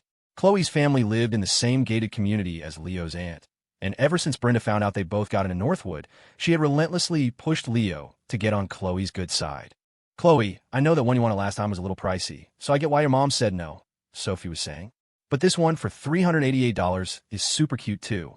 You could get this for now and get a new one after graduation. Khloe looked at the watch Sophie was pointing to and nodded slightly. Yeah, it's nice. But I just called my mom and she didn't pick up. She must be busy. Let's wait a bit. As soon as she sends me the money, I'll buy it. Totally. You're so pretty. With the right dress, it'll look amazing. Khloe beamed at her friend's praise. Speaking of, Sophie, did you try on that dress I got you for your birthday last week? Not yet. My dad's home today. Forget trying on a dress. I can't even wear makeup. I'm scared he'll get ideas. Khloe looked shocked. No way. He's your dad. How could he possibly? Why not? Think about it, Khloe. If you take away the fact that he's my father, he's just a regular middle-aged guy. But that's just a guess. It's not like he's actually done anything, right? Sophie shrugged flippantly. So, the young salesman behind the counter heard every word of their conversation, his facial muscles twitching uncontrollably. What? Is this insane conversation? He fought the urge to slap some sense into Sophie and forced a professional smile. Ladies, we're doing inventory tonight, so we're closing early at 7. If you want to buy that Burberry watch today, you'll need to do it soon. Closing at 7? Khloe glanced at the time. That was only 10 minutes away, and her mom still hadn't called back. She really didn't want to make another trip all the way out here tomorrow. She looked at Sophie pleadingly. Sophie, could you maybe spot me the money? I'll pay you back as soon as my mom sends it. I don't have that much on me right now, but maybe. Hey, look over there. Isn't that Leo and Kevin? Khloe followed Sophie's finger and saw the familiar figure. It is Leo. Perfect. Isn't his aunt always trying to suck up to your parents? Call him over and have him pay for it. Besides, he's totally in love with you. He'd probably jump at the chance to buy you a gift. Khloe hesitated. Don't hesitate, Khloe. All those guys at school would kill for an opportunity like this. And you're giving it to Leo? He should feel honored. He should be thanking you. You've had to buy you stuff and run errands for you before. This is just a little more expensive, that's all. Sophie paused, then declared righteously. The only way to know how much a guy likes you is to see how much he's willing to spend on you. You're right, Sophie. Convinced, Khloe stopped wavering. This was the perfect opportunity to test just how much Leo really liked her. She linked arms with Sophie and walked purposefully toward him. Leo and Kevin had just met up and were heading for the phone store when the two girls blocked their path. Khloe stood with her arms crossed, looking down her nose at him. Leo, I want to buy a watch, but I don't have enough money. Spot me. Sophie chimed in. Hurry up, Leo. The store closes in 10 minutes. If you really like Khloe, you'll go buy it for her. Before Leo could even speak, Kevin exploded. Are you two insane? If you want to buy something, buy it yourselves. Why are you hitting up Leo? What are you getting so worked up for? I wasn't asking you, Khloe said, rolling her eyes. She turned her focus back to Leo. Leo, I haven't seen you in a month, not since I left for my dance auditions. It's not too much to ask for a little welcome back gift, is it? Leo didn't say anything. He just glanced back in the direction they had come from, the women's watch counter. TSK. She must be trying to buy that Burberry watch my aunt mentioned on the phone. Seeing Khloe trying to sweet-talk Leo, and Leo not immediately shutting her down, Kevin panicked. Khloe was always making Leo run errands for her or buy her little gifts on holidays. Kevin had called him out on it multiple times, but Leo always stayed silent. Gradually, Kevin had started to believe the rumors. Leo really was in love with Khloe. Why else would he put up with it? But this was different. Khloe was treating him like a walking ATM. He couldn't just stand by and watch his best friend be played for a fool. Leo, snap out of it, Kevin said urgently. Even if you like her, you can't be a doormat. You can ask her out, but not by letting her walk all over you like this. Leo didn't respond to Kevin. He just said coolly, you're dreaming. Kevin froze. Khloe and Sophie looked at each other and burst out laughing. Khloe scoffed. Hear that, Kevin? He said you're dreaming. Leo wants to buy it for me, so why don't you mind your own business? But as soon as the words left her mouth, Leo turned to her with a strange, complicated look. Is there any possibility that when I said, you're dreaming, I was talking to you? The smile on Khloe's face instantly froze. Sophie's vanished right along with it. But according to the law of conservation of smiles, a smile doesn't just disappear, it transfers to someone else. In this case, to Kevin, who doubled over with laughter. Holy crap, ha ha ha. Leo, you scare me for a second. I can't believe you said that to them. Khloe and Sophie were completely stunned. If it weren't for Kevin's reaction, they wouldn't have believed their own ears. Did Leo just tell Khloe to dream on? Had he lost his mind? Khloe couldn't believe it. This was the same Leo who had run errands for her without question since freshman year. The same Leo who had even taken a fall for her before. How dare he swear at her today? No, he had to be joking. Leo, stop kidding around. Just go buy me the watch. I really like it, and the store is about to close. And because you like it, I have to buy it for you. Leo shot back dismissively. Look, I don't have a dime on me, but I can give you a way to make enough money in the next 10 minutes. What way? Khloe asked instinctively. Leo pointed toward the mall entrance, where people were constantly coming and going. See? Go over there, put out a bowl, and ask people for money as they pass. You'll have it in no time. Then I'd be a beggar. Khloe's face flushed with anger. Leo just smiled coolly, enunciating every word. And you walking up and demanding I buy you something isn't begging. Khloe was furious. Her a beggar? She opened her mouth to argue, but the words wouldn't come. When she thought about it, what Leo said was technically not wrong. But Khloe Chun would never admit fault. She was the queen bee. She was always right, even when she was wrong. I don't care. You have to buy me that watch today, or I'll never let you talk to me again. Is that a promise? Leo's eyes lit up. You said it, not me. He couldn't wait to be rid of a spoiled, entitled princess like Khloe. The only reason he'd ever sought her out at school was because his aunt had forced him, threatening to cut off his living expenses if he didn't. But things were different now. With graduation just around the corner, he didn't have to put up with his aunt's threats or maintain this ridiculous relationship with Khloe anymore. Leo, you. Khloe stomped her foot, her face burning with humiliation. She never imagined Leo would embarrass her like this in front of Sophie and Kevin. Let's go, Kevin. You still need to buy a phone, right? Oh, right. Kevin snapped out of his shock and hurried to catch up with him. Khloe was so angry her chest heaved. Her eyes started to well up, and tears threatened to fall. Seeing this, Sophie finally found her voice and yelled after them. Leo, are you crazy? How dare you talk to Khloe like that? You get back here and apologize to her right now. Her shout drew the attention of several passersby. Leo just waved his hand dismissively without turning around. It's nothing, folks, don't mind them. When people act like that, it's usually a sign of bad wiring. Leo, what was that all about? Kevin asked once they were a safe distance away. I mean, it was awesome seeing you shut them down like that, but you were always so nice to Khloe before. Leo's expression was neutral. That was because my aunt is obsessed with sucking up to her parents. To keep my allowance, I had to play along. So what changed today? There's a little over a month until graduation. I've already saved up enough for next month's expenses, and I'll be able to support myself once I'm in college. I don't have to live by anyone else's rules anymore. Kevin's eyes widened. Dude, I always thought you put up with your aunt and Khloe because you were too scared or too nice to fight back. I had no idea you were just biding your time all these years. What was the alternative? Starve on the street, Leo said with a wry smile. Kevin gave him a thumbs up. Badass. Leo looked out through the mall's giant windows, a weight that had been pressing on his chest for over a decade finally lifting. He felt lighter than he had in years. Meanwhile, Khloe watched Leo walk away without a backward glance, and fat tears began to roll down her cheeks. She felt utterly wronged. Sophie, how could Leo talk to me like that? Wah, she sobbed, putting aside the fact that I asked him to buy me a watch. Isn't he even a little bit at fault here? Before Sophie could offer any comfort, Khloe's phone rang. It was her mom finally calling back. Khloe answered, her voice thick with tears. Mom, wah. Khloe? Khloe, honey, why are you crying? Did someone bully you? Susan Chin's voice was instantly frantic. Honey, I was just talking with your Aunt Brenda. I didn't hear the phone. What happened? Aunt Brenda? Realizing her mom was with Leo's aunt, Khloe's sobs grew even louder. It was Leo. He bullied me. I was buying something, and I was a little short on cash, and I ran into him. I asked if he could spot me, and not only did he refuse, but he also yelled at me. Leo. Susan had her on speaker, so Brenda, sitting nearby, heard everything. Brenda looked horrified. Khloe, honey, it's your Aunt Brenda. Are you sure you're not mistaken? Leo has always been so good to you. How could he possibly do something like that? But he did. He said I was like a beggar, what? Hearing this, Susan Chin's face darkened. She shot a cold look at Brenda. Brenda, what has gotten into your nephew? This. Susan, please don't be angry. That boy has always adored Khloe. There must be some kind of misunderstanding. I apologize on his behalf, to you and to Khloe. I'll book a train to Crestview right now.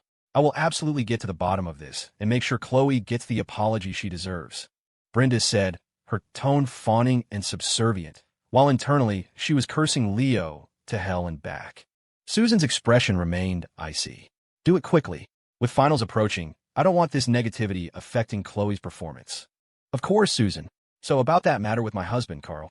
Let's put that on hold for now. Khloe's well-being is the most important thing. Yes, of course. I understand. As soon as Brenda heard that, she wanted to murder Leo. She had spent weeks groveling to get Susan to help her husband find a decent job. And just when it was about to be finalized, that little bastard had to ruin everything.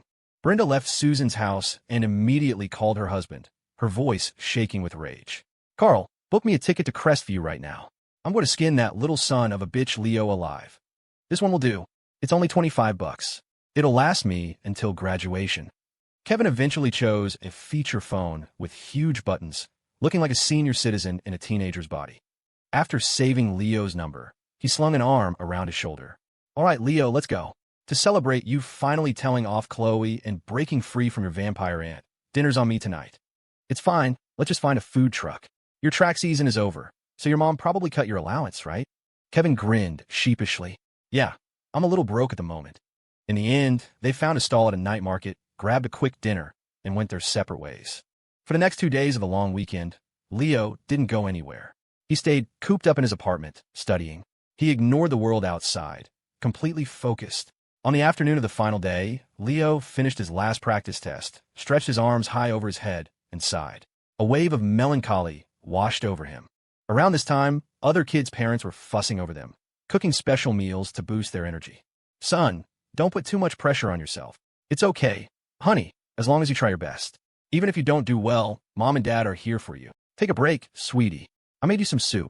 Leo had never experienced anything like that. On the surface, he seemed unaffected, but in reality, every evening on his way home from school, he'd see the brightly lit windows of other people's homes, and the crushing loneliness would swallow him whole. Not a single one of those lights was shining for him. He, too, longed for care, for love. Ding-dong. The sudden chime of the doorbell pulled Leo from his dark thoughts. He blinked, got up, and opened the door. Isabelle was back. She was wearing an elegant, cream-colored dress with a simple white blouse, a combination that maintained her cool aura while adding a touch of soft, girlish charm. Leo found himself staring, momentarily forgetting to speak. Seeing his reaction, a flicker of sly satisfaction crossed Isabelle's eyes. Looks like dressing up today was worth it. Leo can't even take his eyes off me. Come on, little kitten, into my bowl you go. Leo, are you busy right now? Oh no. Hearing he wasn't busy, Isabelle offered a rare smile. Then come over to my place. We can play Fireboy and Water Girl. ? Leo's brain buzzed. He thought maybe he'd studied himself into a stupor because he couldn't have heard her right. What the hell? Did Isabelle Thornton just invite him over to her house to play a browser game? Fireboy and Water Girl. Yes. Isabelle nodded with perfect seriousness, as if it were the most normal suggestion in the world. Ugh, from the look on his face, it seems like he doesn't want to play with me. But I had Lester set up a whole new computer just so we could play together. Seeing how earnest she was, Leo couldn't bring himself to refuse. Fine. The girl finally learned a new game. How could he not play with her? All right, sure. This was the second time Leo had been inside Isabelle's apartment. Unlike the last time, it was now filled with furniture, each piece looking more expensive than his entire life. In the corner of the living room sat a brand new desk, upon which sat a monitor and a fish tank PC case that made Leo's jaw drop. Holy crap, an RTX 4090 i9-14900K. Wait, you gotta rig this powerful just to play browser games. You're gonna give the graphics card hypothermia running a flash game on it. Leo muttered. But hey, it was her money. While he was still reeling, Isabelle had already sat down at the computer. She turned and patted the empty chair beside her, a hint of playful impatience in her eyes. Can we start now? Come on, Leo, get over here. I can't wait. Hurry. I can't wait to play with you. I mean, play the game. Leo's mouth twitched. He sat down next to her. And so, a very strange scene unfolded. Two 18-year-old high school students, sitting in front of a multi-thousand-dollar gaming computer, playing a simple browser game. Because they were sitting so close, sharing a single keyboard for the two-player game, Leo could clearly smell the light intoxicating fragrance coming from Isabelle, and occasionally, his arm would accidentally brush against hers. The smooth, soft texture of her skin sent a jolt through him every time. After a few minutes of playing, Leo started to notice something was off. He was worried about making her uncomfortable, so he kept trying to inch away, making his movements as small as possible to avoid physical contact. But no matter what he did, he still kept brushing against her. Wow, Leo's skin is pretty nice, not rough at all. It's a good thing he didn't become a student athlete like Kevin, or his skin would be terrible. But if he were a student athlete, he'd play basketball all the time, and guys who play basketball are always taking their shirts off, which means I could. Hey. Hearing her thoughts, Leo's scalp tingled. Thank God he wasn't a student athlete, and thank God he could hear her thoughts. Otherwise, he'd have to worry about her stealing his dirty laundry. And the worst part was, no one would ever suspect her. Who would ever connect the image of a creepy clothes snatcher with the icy, untouchable Isabelle Thornton? Leo felt like he was about to fall off his chair. He finally couldn't take it anymore. Isabelle, if you push me any further, I'm going to be on the floor. Oh, sorry. Isabelle snapped out of her gleeful accidental touching, her face turning a little pink. She quickly shifted over, her movements becoming much more restrained. From then on, she focused all her attention on the game. It seemed Isabelle had a natural talent for Fireboy and Water Girl. She cleared every level with ease. Leo, on the other hand, started struggling in the later stages, getting stuck on several levels. Isabelle's brow furrowed, and her voice floated into Leo's ear. Leo, jump faster. I'm always the one waiting for you at the exit. Leo, you're going the wrong way. That's not how you solve this one. Leo, you're kind of slow. Leo, you're terrible at this, but you sure love to play. Leo stared blankly at Isabelle. Hold on, buddy. Weren't you the one who invited me over? How did I become the one who's terrible but loves to play? Talk about a plot twist. But he had to admit he was outmatched. She wasn't wrong about him being bad at it. Still, the two of them played straight from 6 in the evening until past 8. Leo's stomach was starting to protest. He asked tentatively, should we maybe get something to eat? Okay. Oops, I was so focused I totally lost track of time. Isabelle nodded lightly, shut down the computer, and headed out the door with him. Near their apartment complex was a small but lively night market, a popular spot for locals in the evening. As Leo led Isabelle through the crowd, they drew stares from practically everyone they passed. Isabelle seemed uncomfortable with the attention, instinctively lowering her head and hiding behind Leo. There are so many people here. I want to go home. No, Isabelle, you have to be brave. Just pretend they're all cabbages and carrots. It's just a bunch of vegetables staring at you. Don't be nervous. If you can't even handle this, Leo will definitely think less of you. Walking ahead, Leo caught her frantic inner monologue. He hadn't realized she had such a strong aversion to crowds. He stopped. If you're not comfortable here, I can take you somewhere with fewer people. It's fine, Isabelle replied, lifting her head, her expression unreadable. But inside, her mind was buzzing. Really, it's no problem. There's another, smaller market nearby. We could just grab a cab. Really, it's fine. I've never been to a place like this before. It's novel. I'm just not used to so many people, she insisted, shaking her head. Leo was about to argue, but then he heard her thoughts again. It's really fine. This is a legendary night market. I've never been to one. The air here smells so good. Sniff, sniff. There must be a lot of what Dad calls deep-fried junk food and carcinogenic street barbecue here. I really want to try it. One bite probably won't kill me, right? Leo? If one bite of this stuff could kill you, how am I still alive? Given that Isabelle was actually dying of curiosity, Leo stopped insisting. He led her to a stall he frequented and waved at the owner. Hey, 10 skewers of tendon, 10 of beef, 20 of squid, and... Isabelle's expression flickered. You don't have to order so much. This stuff is unhealthy. I'll just have one bite. I don't believe you. What's that supposed to mean? Isabelle looked at him, puzzled, and repeated, I'm really only having one bite. Leo just smiled. 10 minutes later, a mountain of empty metal skewers sat in front of Isabelle. Of all the food they'd ordered, Leo had barely eaten a thing. She had devoured almost all of it. Her expression was a little sheepish. Leo looked at her with a teasing grin. Just one bite, huh? You mean 1 billion bites? At his teasing, Isabelle sat up straight, remembering her earlier declaration. Her cheeks flushed crimson. So this is what Leo's been eating all this time. Damn it, I didn't realize this stuff was so delicious. I couldn't help myself. Then, as if making a momentous decision, she looked up and met his gaze directly. Can I order some more? Seeing the pleading look in her cool eyes, Leo didn't hesitate for a second. He turned and yelled to the owner, "Hey, 30 more skewers over here." "You got it," the owner replied cheerfully, bringing them over a few minutes later. Leo was a regular, and the owner recognized him immediately. Seeing that he wasn't alone today and had brought a stunningly beautiful girl with him, the owner chuckled. "Yo, Leo, got yourself a girlfriend?" Leo nearly spit out the food in his mouth, his eyes wide. Isabelle's inner thoughts, however, were a different story. "Yes, I love it. Keep talking. You're so good at this." Before Leo could respond, the owner continued, "She's a real looker, kid. You're a lucky man. You two make a perfect couple." "No, owner, she's not my girlfriend. We're just classmates," Leo explained quickly, worried Isabelle would get upset. The owner just gave him a knowing smile. Right, I get it. Classmates today, best friends tomorrow, soulmates the day after." "Dude, you sell barbecue skewers. What's with all the rhyming?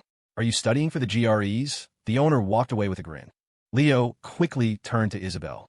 "Don't get the wrong idea. I eat here a lot. He's just joking around. Don't take it seriously." Isabelle's expression didn't change much, but the tips of her ears were visibly red. "Of course I'm going to take the person I like seriously. And the person I like isn't just going to be in my heart. Eventually, he'll be in my bed." Leo's eye twitched. "You're all talk in your head. I dare you to try and get me in your bed. I promise I won't pull you under the covers and show you my glow-in-the-dark watch." Eat up. "It's not as good when it gets cold," Leo said, pushing the skewers toward her. He was starting to realize that it wasn't just the internet she was unfamiliar with. She had apparently never seen a night market or eaten street barbecue before. Things that were completely normal for an average person seemed to be brand new discoveries for her. Based on her thoughts, Leo slowly pieced it together. She wasn't just socially isolated. It seemed her father forbade her from experiencing many things. Maybe being rich wasn't all freedom and happiness after all. Around 10 o'clock, Lester materialized silently beside them. "Mr. Yeager, it's getting late. If you're about finished, perhaps you could escort my miss home. A night market isn't like other places.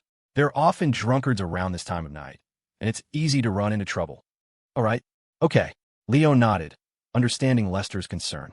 On his own, he could stay out as late as he wanted, but tonight he was with Isabelle. She was already the center of attention here. It was only a matter of time before some drunk idiot tried to bother her. However, Isabelle showed no signs of getting up. "I'm not done eating. Lester always ruins my fun." Hearing her complaint, Leo couldn't help but chime in. "Lester's right. It gets pretty rowdy here at night. We can come back another time." "Okay, but buy me that first," Isabelle said, pointing behind Leo. He turned to look and saw a small card. "Rainbow cotton candy." "You want cotton candy?" Isabelle nodded lightly, her eyes sparkling with anticipation. I've never had it before. I want to try it." "All right. Tonight, we're checking off all the things you've never tried before." The cart was filled with colorful, fluffy clouds of sugar. It wasn't just Isabelle who was captivated. Even Leo had to admit it was pretty eye-catching. He could easily guess why she'd never had it. Her father probably preached about artificial coloring and health risks. Wow. The cotton candy is so cute and pretty, I almost don't want to eat it. The pink and the blue both look so good. Which one should I get? This is so hard. Hearing her tortured inner debate, Leo smiled. "Sir, I'll have a blue one. And how about this pink one for you, Isabelle?" "Either is fine," she said, maintaining her composure. But the impatient excitement in her eyes gave her away completely. When a vendor handed the pink cotton candy to Isabelle, a smile as bright as a starry sky finally broke through her cool facade. The entire night market seemed to glow a little brighter because of it. She parted her lips and took a small, delicate bite, her tongue darting in and out, her expression one of pure bliss. Seeing this, Leo held his own blue cotton candy out to her. "Hey, Isabelle, want to try some of mine?" She looked at him, confused. "Aren't you going to eat it?" "I just remember my blood sugar is high. I can't eat things this sweet. It'd be a waste to throw it out, so you should just have it." "Leo's blood sugar is high, so he can't eat this?" "Well, in that case, I guess I have no choice but to eat it for him. Can't let it go to waste. And that means I get to try both colors." Heh. Even with those thoughts, Isabelle feigned a moment of polite hesitation before taking it from his hand. "Okay, I understand." Standing nearby, Lester had seen through Leo's little white lie from the start. Seeing his miss so genuinely happy for once, he smiled warmly, then quietly turned and walked away. If only she could always be this happy. But, alas, "Sir, oh sir, how did you become like this? Have you forgotten what your wife said to you before she passed?" After Lester left, Leo and Isabelle started walking back to their apartment complex. Neither of them noticed a boy in a Northwood High uniform watching them from a distance, his eyes wide with shock. The boy didn't know Leo, but he definitely knew Isabelle Thornton.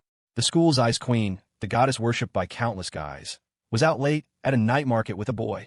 He quickly pulled out his phone and snapped a picture of their backs as they walked away together. Then, he immediately sent it to his class group chat. OMG, OMG, breaking news. Wake up, everyone. We're gonna want to see this. I just saw Isabelle Thornton at the night market. She was eating with a guy. Photo attached as proof. The students in the group chat went wild. WHOA, that's really her. She's actually with a guy. Who is he? Why is it only his back? Did you get a shot of his face? You think he goes to our school? It's over, the world is ending. My goddess is out with another guy, and that guy isn't me. No. After the initial shock, the news spread like wildfire. Students forwarded the message to their friends in other classes, who then posted it in their own group chats. In the span of a single night, the photo had circulated throughout all of Northwood High, igniting explosive discussions in every corner of the student body. High schoolers lived for this kind of gossip. But the two stars of the drama remained blissfully unaware. In a small rental apartment on the west side of town, near Crestview's 78th Middle School, Brenda was washing a mountain of her son Derek's dirty laundry. Derek, she said, I have to go to Northwood High tomorrow to see your cousin. You'll have to eat lunch out. Be good, and I'll make you pork rib soup for dinner when I get back. Derek was absorbed in a video game and didn't even acknowledge her. Only when he lost the match did he get up irritably. Why are you going to see that loser? I had almost sealed the deal with your Aunt Susan about getting your dad a job. But then that little bastard made Khloe cry, and now everything's up in the air. Your Aunt Susan wants Leo to apologize to Khloe before she'll help your dad. Brenda's voice dripped with resentment when she mentioned Leo. Derek scoffed. That loser. What's he good for besides being a parasite in our house? Can't even suck up to someone properly. What a waste. If it weren't for his parents' survivor's benefits, we never would have taken that little monster in. Mom, that loser is 18 now. According to the plan, we don't have to take care of him anymore. We've already spent all the benefit money, so it doesn't matter if we cut ties now. Brenda nodded, looking at her son with doting eyes. You're right, Derek. But first, we need to sort out your dad's job. Once that's done, we don't care if that little bastard lives or dies. All right. Squeeze every last drop of value out of him first. Derek sneered, then added, Mom, give me $100. Finals are coming up, and I want to sign up for the school's prep course. Didn't I just give you $100 last week? Derek's expression faltered for a second before he quickly covered. That was for the science prep course. This is for English and math. It's different. Oh, I see. Okay, then. I'll transfer it to you now. If it helps you study, it's money well spent. Thanks, Mom. You're the best, Derek beamed. As soon as the transfer hit his account, he immediately spent it on in-game currency for Valiant Legends. The next morning, Leo wheeled his bike through the school gates and noticed that the groups of students walking in were all buzzing with excitement, talking animatedly. Leo was confused. There were always cliques walking to class, but usually they were half asleep, looking more like a zombie horde than anything else. They were never this energetic and chatty. Huh, is there some new gossip I missed? Just then, he spotted Brian White, one of the two students whose desks flanked the teacher's podium like loyal guards. The guy was the school's most notorious gossip monger, earning him the nickname the Northwood Tattler. Hey, Brian, Leo called out. Brian trotted over eagerly. Hey, morning, Leo. What's up? What's everyone talking about? Did some big drama go down? Dude, the story that blew up the whole school last night. And you don't know about it? Less talk, more spill, Leo said impatiently. A story that blew up all of Northwood High? This had to be good. Brian quickly pulled out his phone, opened a photo, and showed it to Leo. Some sophomore snapped this last night. It's our girl Isabelle, eating at the night market with some guy. Every dude at Northwood had their heart broken last night. Question mark. Leo looked down at the photo. It was him and Isabelle from the night before, a clear shot of their backs. A high-definition shot at that. Oh crap, the gossip is about me. Back in class, Leo noticed that not many people were discussing the photo. After all, Isabelle, the subject of the picture, was right there with them, and gossiping behind someone's back like that was a bit tacky. Fortunately for Leo, the photo had been focused on Isabelle to get a clear shot of her. His own back was blurry by comparison. Plus, he only ever wore his uniform at school. So even though he was in casual clothes in the picture, no one, not even his classmates, recognized him as the mystery guy. As soon as Leo sat down, Kevin Xiong immediately put up a textbook as a shield and whispered, Leo, you must have heard on your way in, right? About Isabelle eating at the night market with some guy last night. Yeah, it's crazy, right? I never thought she'd hang out with a guy privately. I wonder who he is, what kind of guy could actually get her attention. Kevin sighed dramatically. Leo looked at him suspiciously. He could understand strangers not recognizing him, but his own best friend? he decided to test the waters. Kevin, you didn't recognize who's in the photo. You know I'm using this ancient burner phone.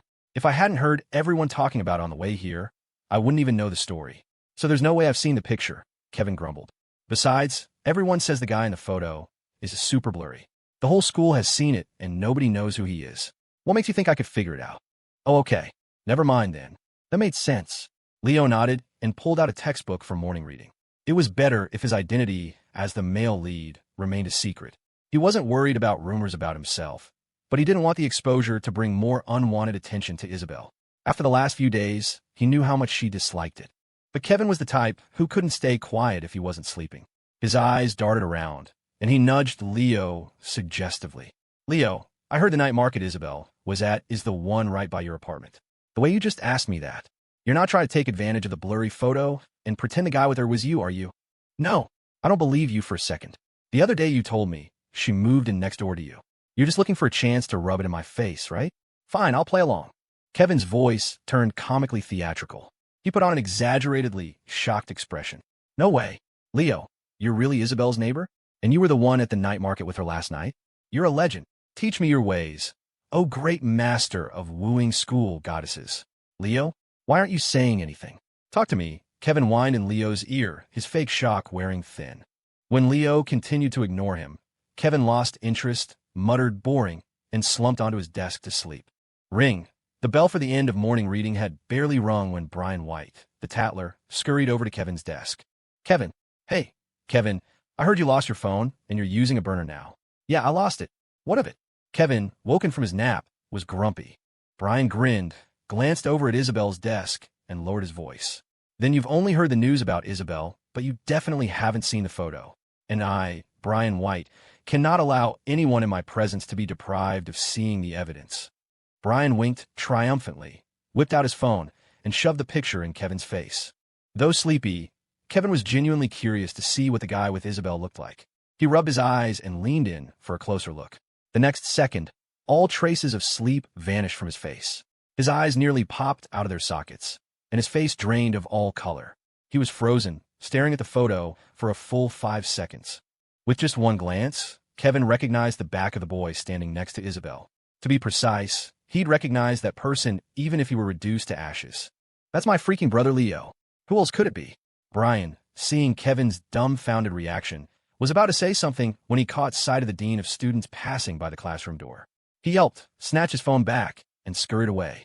Kevin's neck creaked as he turned stiffly to face Leo, his expression on the verge of tears. Holy crap, dude. She's really your neighbor? You were really the one with her last night. Bro, are you serious? You son of a bitch, I can't believe you. Wah.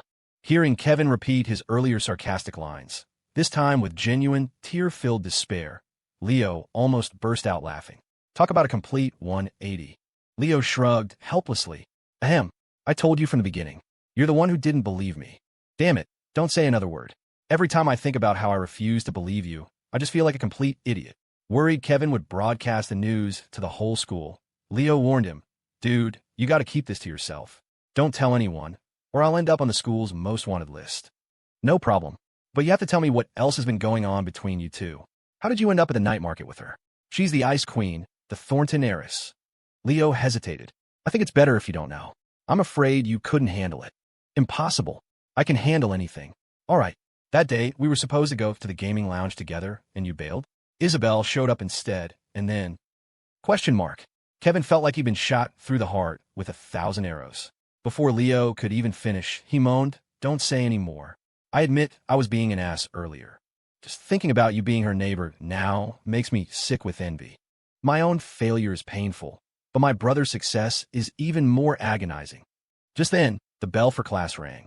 Leo patted Kevin's shoulder sympathetically. It's okay. You're tall, you're athletic. Once you get to college, you'll have no trouble attracting girls. Really? Leo nodded seriously. Of course. A diamond always shines, right, buddy? After 2 periods, it was time for the morning exercise break. Mr. Wagner, their homeroom teacher, took a phone call, his brow instantly furrowing. After a moment of hesitation, he waved Leo over. Leo, can you come here for a second? Leo walked over quickly. Mr. Wagner, what's up? Leo, your aunt is here to see you. She's waiting in the security office at the front gate. Leo was stunned to hear that Brenda was at the school. He nodded. Okay, I'll go right now. Leo, wait. Mister. Wagner's voice was full of concern. The guard told me she seems very angry.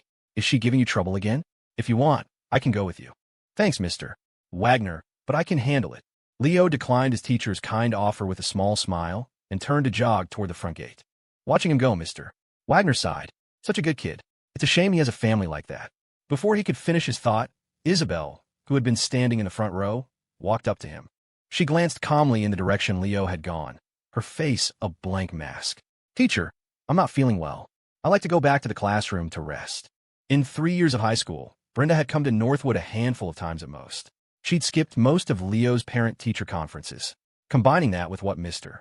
Wagner had said about her being angry, Leo quickly put 2 and 2 together. She was here because of what had happened with Khloe. Khloe must have tattled. What puzzled Leo, though, was why she'd come all the way here in person. Normally, no matter how furious she was, she'd just chew him out over the phone. This was a whole new level of drama. As he mulled it over, he reached the security office. Before he could even touch the door, it flew open from the inside. Brenda stood there, her face a mask of rage. Leo took a deep breath, trying his best to remain polite. Aunt Brenda, what are you doing here? What am I doing here? You little bastard, don't you know what you've done? Seeing Leo act as if nothing was wrong fueled her anger. Didn't I call you the other day and tell you to buy Khloe a watch? Not only did you not buy it, but you made her cry when you saw her. Have you lost your mind? Aunt Brenda, I told you on the phone, the watch Khloe wanted was expensive. The allowance you give me every month barely covers food. I don't have extra money to buy her gifts. If you want to impress her, then you send me the money. That's bullshit, Brenda shrieked. She paid no mind to the 2 security guards in the office, jabbing a finger in Leo's face. Don't think I don't know you just got that scholarship money. And even if you didn't have any of your allowance left, why couldn't you use your scholarship? Faced with Brenda's irrational and public accusations, Leo was unfazed. He'd grown used to this over the years. He kept his voice steady and calm.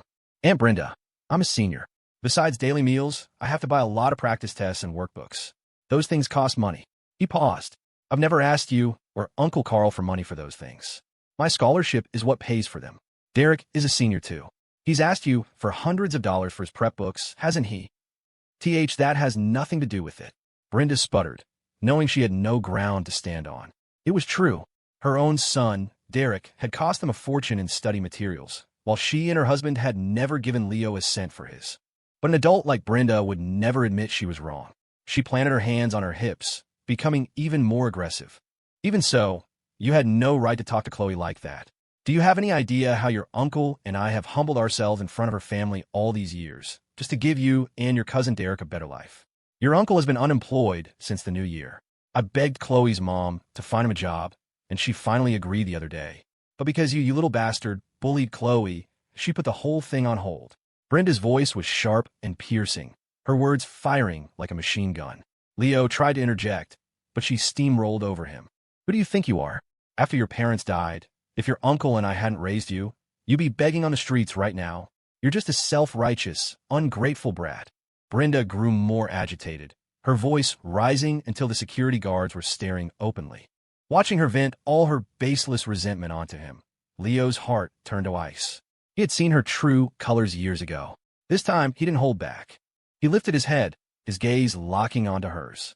Aunt Brenda, you said you and Uncle Carl humbled yourselves for all these years to give me and Derek a better life. Brenda was taken aback by the coldness in his eyes, but she puffed out her chest. Isn't that the truth? But for all these years, the one doing the groveling has always been me. And the benefits have always gone to you, Uncle Carl, and Derek. So all this humbling has only made your lives better. What does it have to do with me? What? Are you done pretending now? Leo sneered. Uncle Carl is unemployed, so why do I have to be the one to suck up to Khloe so he can benefit? Why doesn't Derek do it? It doesn't matter how much money Uncle makes. You still only give me $600 a month. Giving me one extra penny seems to be a cardinal sin for you. And as for being ungrateful, search your conscience. In all these years, when I've been home, have the 3 of you ever done a single chore? Cooked a single meal? Without me, what's the difference between your family and a bunch of helpless children? In a single breath, Leo unleashed over a decade of suppressed anger and resentment. Brenda stared at him, utterly dumbfounded. He was talking back. Leo, you bastard. You ungrateful wild animal. You think I won't do anything? Since you think $600 is so little, From now on, you won't get another cent from me." Brenda was practically hysterical, screaming every insult she could think of. She expected Leo to back down, to apologize. Instead, he just said coolly, "The $600 a month you give me is part of my parents' survivor's benefits to begin with. Fine, let's talk about this.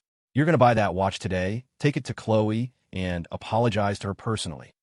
"Aunt Brenda, you don't even know what happened. On what grounds are you demanding I apologize to Khloe, without even hearing the story? On whose authority?" For his entire life, Leo had been submissive, but today he was defiant. Brenda felt her authority being challenged. Her anger boiled over, and she raised her hand. "Stop." Just before her hand could connect with Leo's face, an older security guard grabbed her arm. "Ma'am, violence against students is strictly forbidden on school grounds. That includes parents. I'm disciplining my own child. What business is it of yours? What you do off school property is your business. But as long as you're here, if you insist on using physical force, we will have to call the police," the guard said coldly. Brenda glared at him, furious. Fine. Leo, you've really outdone yourself. You're just like your dead parents. If you won't apologize to Khloe, fine. Give me $1,000, or you're not setting foot back in this school today. I don't have that kind of money. And if you say one more word about my parents, I swear I'll make you regret it." Leo's expression turned dangerously cold. The intensity of his gaze startled Brenda. She took an involuntary step back, then quickly changed the subject. "Don't try to fool me. I know you've been renting your own place since freshman year. If you have money for rent, you have $1,000. Consider it repayment for the 3 years of dorm fees I paid for you." Leo almost laughed. Is this woman for real? How delusional can you be? My tuition, my dorm fees, my living expenses, even half the money for your new house. Didn't that all come from my parents' death benefits? He looked at his aunt, who was now resorting to blatant extortion, and said flatly, "I don't have the money. Believe it or not. What are you going to do about it? If you don't give me the money, I'm not leaving. When the bell rings, I'll let the entire school see what an ungrateful monster you really are." Brenda snarled. Leo's brow furrowed. He hadn't expected her to be this relentless. Still, his face was a mask of indifference. "Oh, be my guest. It's 2024. If you throw a tantrum, you'll just be making a fool of yourself, not me." The atmosphere was thick with tension. Suddenly, a cool, clear voice cut through the silence. $1,000, is it? I'll pay it for Leo." Leo spun around. Isabelle was standing behind him. He was stunned. His mind instinctively screamed, "Dude, I was about to pop my ULT. Don't steal my kill." Isabelle's arrival was like a breath of fresh air in the suffocating room. "Ma'am, you wanted money, correct? Here is $1,000. I'll give it to you on Leo's behalf." "On his behalf? Who are you?" Brenda had only thrown out the $1,000 figure to deliberately corner Leo. She knew he paid for his own apartment by working part-time jobs on holidays. With finals so close, she was certain he wouldn't have had time to work and couldn't possibly have that much cash on him. She never expected some girl to suddenly appear out of nowhere. Isabelle offered a polite smile. "Hello, ma'am. My name is Isabelle Thornton. I'm one of Leo's classmates." "A classmate? Then I don't want it. If you give me money for him, what's to stop him from denying it later? I only want Leo's money." Brenda scoffed. Despite Brenda's hostility, Isabelle didn't back down. She maintained her faint smile, her voice calm.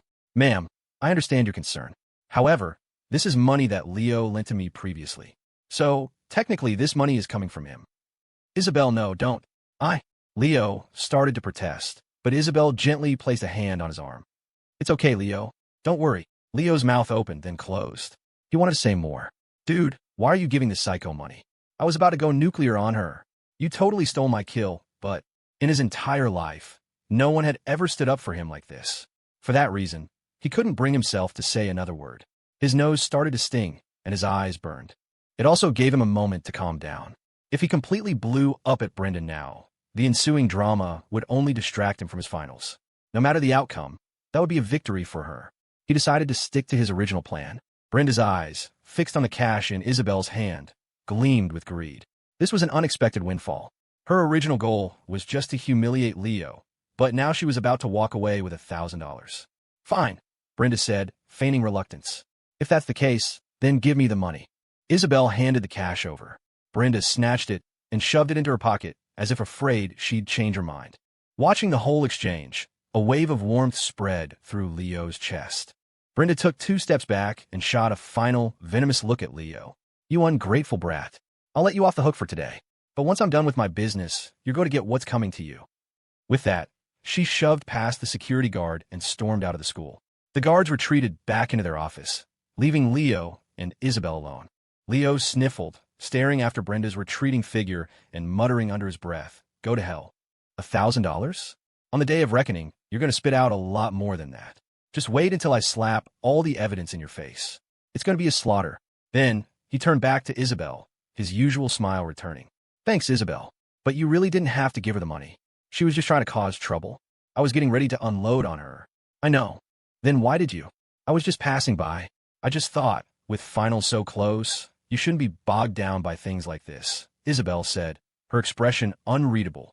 "You idiot, Leo. I just didn't want you to be humiliated by your aunt in front of strangers. And with finals coming up, you can't afford the distraction." Something soft in Leo's heart stirred. He knew she was right. She had done it so he could focus on his exams. He opened his mouth, but all that came out was, "Isabelle, I'll pay you back the $1,000 as soon as I can. Starting today, I'm your creditor. But lucky for you, you've run into the softest creditor in the world." Walking back to class, Leo's mood had lifted considerably. He joked, "By the way, I'm surprised you carry that much cash around at school. Are all rich people that prepared?" Isabelle brushed a stray strand of hair from her forehead and smiled faintly. "It was just a coincidence. I don't usually carry so much cash." "Well, that was some lucky coincidence then." "Huh? Whoa."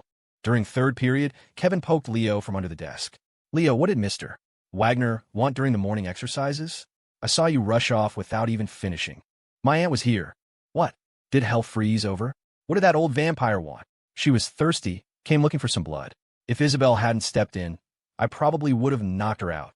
Seeing the darkness in Leo's eyes, Kevin realized what had happened. Not knowing how to comfort him, he just said, "All right, man. Don't let it get to you. Come over to my place this weekend. My mom will cook for us. And next time, I'll help you knock her out." "Okay." Leo didn't refuse. As for Brenda, soon, after finals, she would never have another chance to throw her weight around.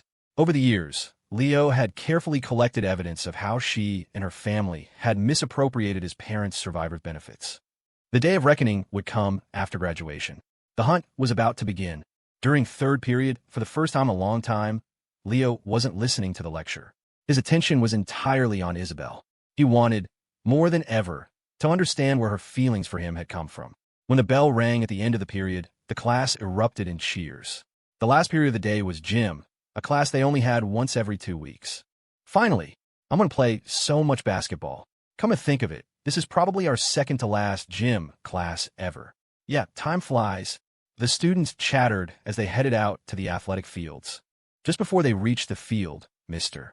Wagner, who was standing at the entrance, waved Isabelle over. "Isabelle, come with me to my office. I need to talk to you about something." Watching Isabelle get called away, Kevin let out a sigh of relief. "That scared me. I saw him standing there and thought he was going to ask for my homework. I didn't do any of it. Anyway, why do you think he wanted to see Isabelle?" With finals this close, the school usually does one-on-one counseling sessions with the top students, the ones likely to get into elite universities. They want to make sure they don't crack under the pressure at the last minute. "Oh, right. You'll probably get called in for one too, then." "Probably," Leo nodded, though he thought it was completely unnecessary. Once class started, Kevin grabbed a basketball and bolted for the court. Leo was planning to just sit and rest for a bit, but then he saw a familiar figure near the back wall of the field, someone who definitely shouldn't have been there. Curious, he walked toward the wall. Lester." Mr. Yeager, is this your gym class?" Lester turned, surprised to see him. Leo nodded. "Yeah, what are you doing here?" Lester scratched his head, looking embarrassed. "It's a long story. This morning, during your exercises, Miss Thornton called me. She sounded very urgent and told me to bring several $1,000s in cash to the school, and that I wasn't allowed to use the main entrance. So, I had to climb over the back wall. But it's not as easy to climb out from the inside. I've been stuck back here for a whole period. It's a good thing you came along, Mr. Yeager. Could you give me a hand up?" Leo froze. Suddenly, the concrete wall he'd built around his heart began to crumble again. And this time, he didn't want to patch it up. "Phew, finally made it up. That was a climb," Leo said, catching his breath. "Thanks again, Mr. Yeager." "Anytime, Lester." Leo smiled and waved as the older man disappeared down the hall. He stood there for a moment, motionless, the faint scent of the Maybach's leather interior still clinging to his clothes. So, it wasn't a coincidence that he had that much cash on him Leo thought, a ripple of understanding spreading through him. But when we were face to face, there wasn't a single thought about it. This isn't some weird quirk of his. This is just who he is. Brenda took the money Isabelle had given her and hit 3 different department stores at the Crestview Galleria before finally finding a Burberry watch for just over $700. That little bastard Leo, she muttered to herself, paying at the counter. He actually dared to use that tone with me today. He's got another thing coming. She fumed as she walked out, stopping to buy a fancy gift box. Does he have any idea who scraped him up off the floor and raised him? And now he's turning on me. She knew that after his attitude today, there was no way she could convince Leo to apologize to Khloe in person. But the apology couldn't wait.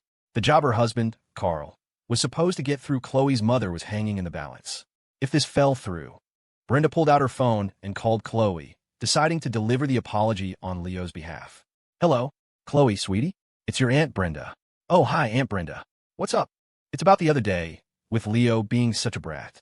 I drove all the way to the school today and gave him a piece of my mind.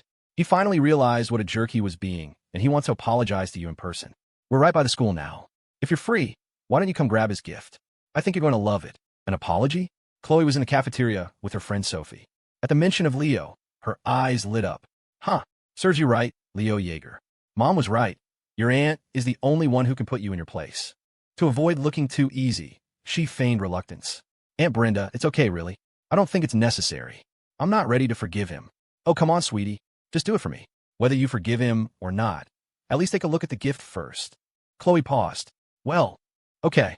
You did come all the way from Oak Ridge. It would be rude not to see you. That's my girl.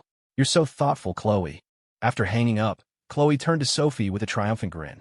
Sophie, his aunt chewed him out. Now he wants to apologize. I knew it, Sophie said. He must have had a brain fart that day. There's no way he'd normally talk to you like that. So, are you going to forgive him? Depends on the gift. If it's lame, forget it. Totally. The 2 girls scarfed down the rest of their lunch and headed for the spot Brenda had described. From a distance, Khloe saw her standing by the main gate, holding a small, elegantly wrapped box. Khloe, it's been too long. You've gotten even prettier, Brenda gushed, walking toward them. Khloe glanced around, but didn't see Leo. Her brow furrowed. Aunt Brenda, where's Leo?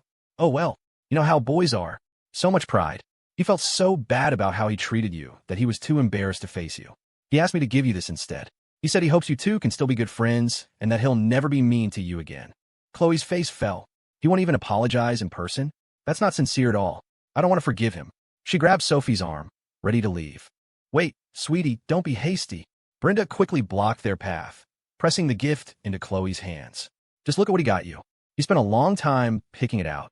Yeah, Khloe, just open it, Sophie urged, nudging her friend. She lowered her voice. Khloe, look at the tag hanging off the ribbon. Is that Burberry? Khloe's expression shifted. She reluctantly took the box and opened it. Her eyes widened in surprise. It was a Burberry watch, and not just any watch. It was the exact $799 model she'd been eyeing. Khloe, see? He's really sorry, Sophie whispered. He didn't even get you the cheaper $388 one. He went straight for the one you loved. But I never told him this was my favorite one, Khloe said, confused. Sophie laughed. He probably went back to the store we were at and asked the sales associate. We were in there so many times, they must have remembered you. Brenda, momentarily stunned, quickly jumped on the explanation. Yes, that's exactly right. Your friend is so smart. That's what he did. Fine, Khloe said, a satisfied smile spreading across her face. Since he put in so much effort, I guess I can forgive him. She felt a thrill of victory. All it took was getting a little mad, and she got a watch her own mother wouldn't buy for her. This is a great strategy, she thought. I'll have to use it again. Seeing Khloe relent, Brenda beamed. That's the spirit. Now, Khloe, I have to get going, but make sure you tell your mom that you've forgiven Leo, okay? We don't want her to worry. I will, Aunt Brenda. Drive safe. After Brenda left, Sophie looked at Khloe with envy. You know, I was wondering why Leo was acting so weird the other day. I think I finally get it. Get what? You were gone for your dance auditions. He hadn't seen you in ages, and then you two immediately fought. It's normal. Sophie leaned in conspiratorially. You know what they say? Fights are just arguments fueled by how much you miss someone. To buy sweet osmanthus and wine for the boat ride is never the same as in the days of our youth. The English teacher droned on from the front of the classroom. The author concludes this essay by quoting a line from the Song Dynasty poet Lu Gua. This quote serves to summarize the entire piece, a masterful finishing touch, class. It was late April, and the humid prelude to summer was already settling over Crestview. The heat, combined with the monotonous analysis of a reading comprehension passage, was a potent sedative. In the back 2 rows, nearly every student was slumped behind fortresses of textbooks, fast asleep. Even Leo was struggling, fighting to keep his eyes open. Ah, little Leo is so cute when he's about to fall asleep. He looks like a little baby. I just want to pinch his cheeks. Isabelle's fangirl inner monologue snapped Leo awake. His eyes shot open, and he whipped his head toward her. She was looking right at him. Crap, why did he look over so suddenly? Was I staring too obviously? Realizing she'd been caught, Isabelle quickly turned back around, her heart pounding. Listening to her frantic, chirpy thoughts, Leo felt an amused smile tug at his lips. For a girl with such an icy reputation, she was a walking, talking contradiction. A cute one. Monday evening, just before the final bell for study hall, Mr. Wagner, their homeroom teacher, walked into the classroom, his expression serious. Just another reminder, everyone. The second round of mock finals is on the last 2 days of the month. The classroom groaned. Excluding today, that gives you 4 more days. I've said many times, but these scores are extremely important. I expect all of you to take this seriously. Bring. As if on cue, the bell rang. The usual buzz of excitement for the end of the day was dampened by the teacher's announcement. Kevin Xiong slumped in his chair, looking utterly defeated. I just want to know which genius administrator thought this was a good idea. Who schedules major exams right before Memorial Day weekend? It's like they want to ruin our lives. It makes sense, Leo said, packing his bag. This is the last real break we get before graduation. I bet they'll release the scores right after the test. The goal is to make everyone feel guilty about their results, so they'll study over the holiday instead of slacking off. He had the system figured out. Kevin sighed dramatically. Fine, Godfather, it's my turn for cleanup duty today. Help a brother out? Sure, on one condition. You give me a ride home tonight on your bike, and you pick me up tomorrow morning. I'm too tired to pedal. That's a steep price. Fine, fine. Neither of them noticed Isabelle Thornton walk past, overhearing their entire conversation. After they finished cleaning, the school was mostly empty. Leo and Kevin walked to the bike racks. Just as they reached the school gates, a figure approached them. It was Lester, Isabelle's driver, his usual polite smile fixed on his face. Mr. Yeager, he said respectfully, Miss Thornton invites you to ride home with her. Leo and Kevin stared dumbfounded. Kevin, especially, looked at Leo in disbelief. Dude, are you and Isabelle at the point where you're carpooling home together now? I have no idea. Hearing Leo's confusion was enough for Kevin. He puffed out his chest and turned to Lester with an air of immense gravity. Sir, I appreciate the offer on Leo's behalf, but I believe Miss Thornton underestimates the sacred bond of our brotherhood. He draped an arm over Leo's shoulder. Please, inform Miss Thornton not to test our friendship with such material temptations. We cannot be broken so easily. Besides, I'm sure Leo prefers the wind in his hair on my bicycle to the stuffy confines of a Maybach. What the? Leo, when the hell did you get in the car? Kevin's jaw dropped. Leo was already inside, buckling his seatbelt. Dude, did you even hesitate? What happened to brotherhood? Is it just a word to you? Leo grinned sheepishly from the passenger seat. It's not that I can't be tested, man. It's that I like to challenge my own limits. Lester's smile widened. He got in, started the engine, and smoothly pulled away, leaving Kevin standing alone in the school's circular driveway, enveloped in a cloud of bewildered dust. He stared after the Maybach's taillights. Damn it, he muttered. Best friends forever, my ass. Thanks for the ride, Isabelle. It's nothing. We're neighbors. It's on the way, she replied, her tone as cool and distant as ever. Her inner voice, however, was a different story. Living next to Leo is the best. This old neighbor thing makes everything so much easier. Hee. I'm going to use this to my full advantage. Leo fought back a smirk. You do that. He noticed that Lester seemed to be taking an unusually long route. Lester, he said, why not take Tech Drive? It should be a lot faster. Oh, there's construction over there, Mr. Yeager. This way is safer. But this road is a huge detour. My apologies, Mr. Yeager. We're low on gas. I needed to stop at this station over here. I thought there was a gas station right next to our building. Lester cleared his throat. Ah, you see, Mr. Yeager, the Maybach requires 93-octane premium gas. That station doesn't carry it. It finally clicked for Leo. Construction, low on gas, no premium fuel. It was all a charade. This was obviously all orchestrated by Isabelle ahead of time. He shot a meaningful glance at the girl sitting beside him. She had her arms crossed, staring out the window with a completely neutral expression. Leo, why you have to ask so many questions? Just sit back and enjoy the ride. In the end, a trip that normally took Leo 20 minutes on his bike took 30 minutes in a luxury sedan. After getting home, Leo followed his usual routine. He made a quick dinner, ate, then powered through a comprehensive science review packet. With the mock finals just around the corner, he couldn't afford to get complacent. His scores were already high enough to hit his goals, but he was pushing for more. If he placed in the top 3 at Northwood High on the real finals and got into a top-tier university, the school offered a scholarship grant of between $5,000 and $20,000. Around 11:30 p.m., as he was about to get ready for bed, his phone buzzed. Discord. You have one new message. He opened the app and was surprised to see it was from Isabelle. Isabelle Thornton. Leo, you're riding with me to school tomorrow morning. She had changed her profile picture from the default Discord logo and had set a new nickname. Forest Moon. Leo Yeager. Okay, thanks Isabelle. But I gotta say, your new username is kinda lame. It's like you're doxing yourself. You should spend more time online, get into the culture. Might give you more to talk about with people, make you seem more approachable. Forest Moon. What is getting into the culture? Leo Yeager.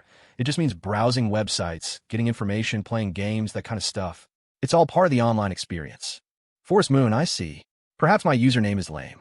Thank you, XX_Thunderstorm. Leo squinted at the message, feeling like she was somehow making fun of him. No way, he thought. My username is still cool, right? He shrugged it off, replied with a quick, no problem, get some sleep. And want to take a shower? Lying in bed, he drifted off to sleep quickly. He had no idea that his casual comment had been taken so seriously. Across the hall, Isabelle sat alone in front of her computer, her fingers moving awkwardly on the mouse. The glow of the screen reflected in her eyes as she whispered to herself.